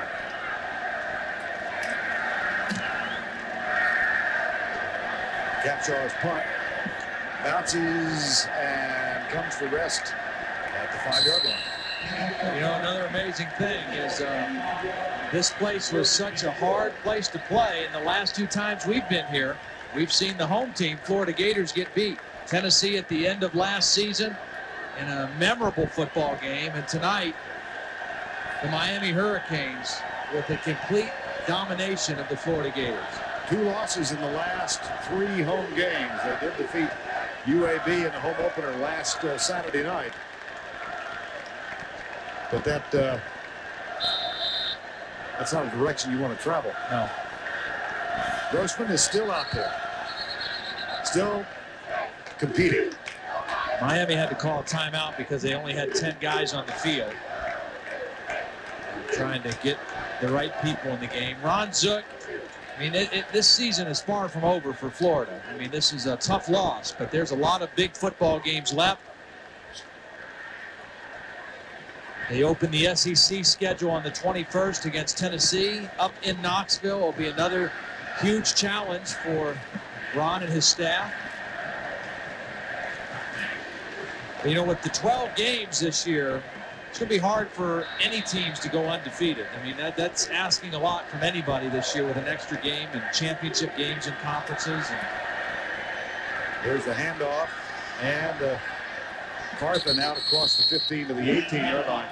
You know, I'm just watching Rex Grossman still out here competing with 13 seconds to go, and thinking of Peyton Manning in Tennessee when he was installed, and this is not, I think Grossman was the favorite, quote, for the Heisman coming into the night. And Peyton Manning said, you know, the problem with the whole build-up thing is that he was put on this pedestal and then just critiqued and nibbled to death over the course of the season. And I mean, Rex Grossman had a tough night, but I don't know that he's any less a quarterback after what we've seen tonight than he has been over the course of his stellar career. And you cannot question his toughness at all because he hung in there from start to finish. And Ken Dorsey had a better night, but Rex Grossman will still have a great season. You watch. Well, let's go down to Jill Arrington with Larry Coker. Coker, congratulations. This is a big win for you up in the swamp. If there was any doubt, your young team surely stepped up. Are they well on their way to a national championship? Well, we've won 2 games. We played awfully hard. I'm very proud of the effort we had, Jill. It was just a tremendous effort. We made a lot of mistakes, but I like the way we got down. We came from behind, and we stayed the course. I'm very, very proud of this football team and this coaching staff. Congratulations, Coach. Vern, back to you. All right, Jill, congratulations to Larry Coker and the Hurricanes, 41-16. The win streak goes to 24 in a row. Dorsey, 4 TDs tonight. His record, 65 touchdown passes and 28-1 as a starting quarterback. Coming up next, the Women's Championship at the U.S. Open. The Williams sisters battle for the title. 41-16, the final here. We'll see you next week from Columbia. For Jill Arrington and Todd Blackledge, I'm Vern Lundquist, saying goodnight from a drained swamp.